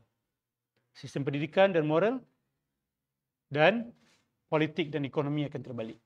Akan jadi terbalik. Luar biasa. So ini juga disebut oleh Rasulullah SAW, dan Nabi kita ni bukan orang yang biasa-biasa. Kita ni yang kadang-kadang malas nak mempertahankan Nabi dan mengambil peluang. Saya jemput sahabat-sahabat kita di mana pun kita berada, buatlah, say something, write something, or record some videos. Dispel the misconceptions against Islam. Kumpul misconception yang awak jumpa online. List it down, buat kajian, lepas tu buat rebuttal. Itu jihad sebenarnya. Itu termasuk dalam jihad. Kalau susah nak edit, tak payah edit, just rakam aja. This is my response to so and so. Macam dekat negara saya pun berlaku juga benda-benda Islamofobia ni. Saya baca komen-komen orang bukan Islam. Bila Zohran Mamdani ni naik, orang Singapura duk sibuk. Dia kata this is the fall of New York. Jihadism is back. Wow. Why? Why New York is falling? Just because a Muslim becomes the mayor? What does that got to do with fall? Islam, Muslim, fall? Isn't that Islamophobia? Suddenly jihadism?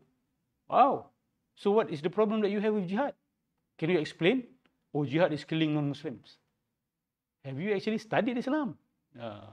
Kita kena buat kerja ni. Diorang masih tak faham jihad tu apa. Dengan sebahagian pihak ni guna istilah jihadis. Dimomokkan perkataan jihad ini. Padahal itu perkataan mulia. Mana-mana bangsa yang ada jihad dalam nilai dia akan jadi masyarakat yang kuat. Tapi dia tak sedar benda ni. Sebab kita tak jelaskan. So ini jemputan saya. Mesej saya satu je malam ni. Supaya kita ambil peluang pada Islamofobia yang akan menaik ni. Supaya we use it for our advantage. Untuk manfaat umat Islam. Okey, wallahu a'lam bissawab. Saya rasa cukup setakat di sini. Kita tutup dengan tasbih kafarah dan surah Al-Asr. Bismillahirrahmanirrahim. Subhanakallahumma bihamdika asyhadu an la ilaha illa anta astaghfiruka wa atubu ilaik. Bismillahirrahmanirrahim. Wal 'asr innal insana lafi khusr illa allazina amanu wa 'amilus shalihat. Tawassaw bil haqq tawassaw bis sabr. Sadaqallahul azim. Assalamualaikum warahmatullahi taala wabarakatuh.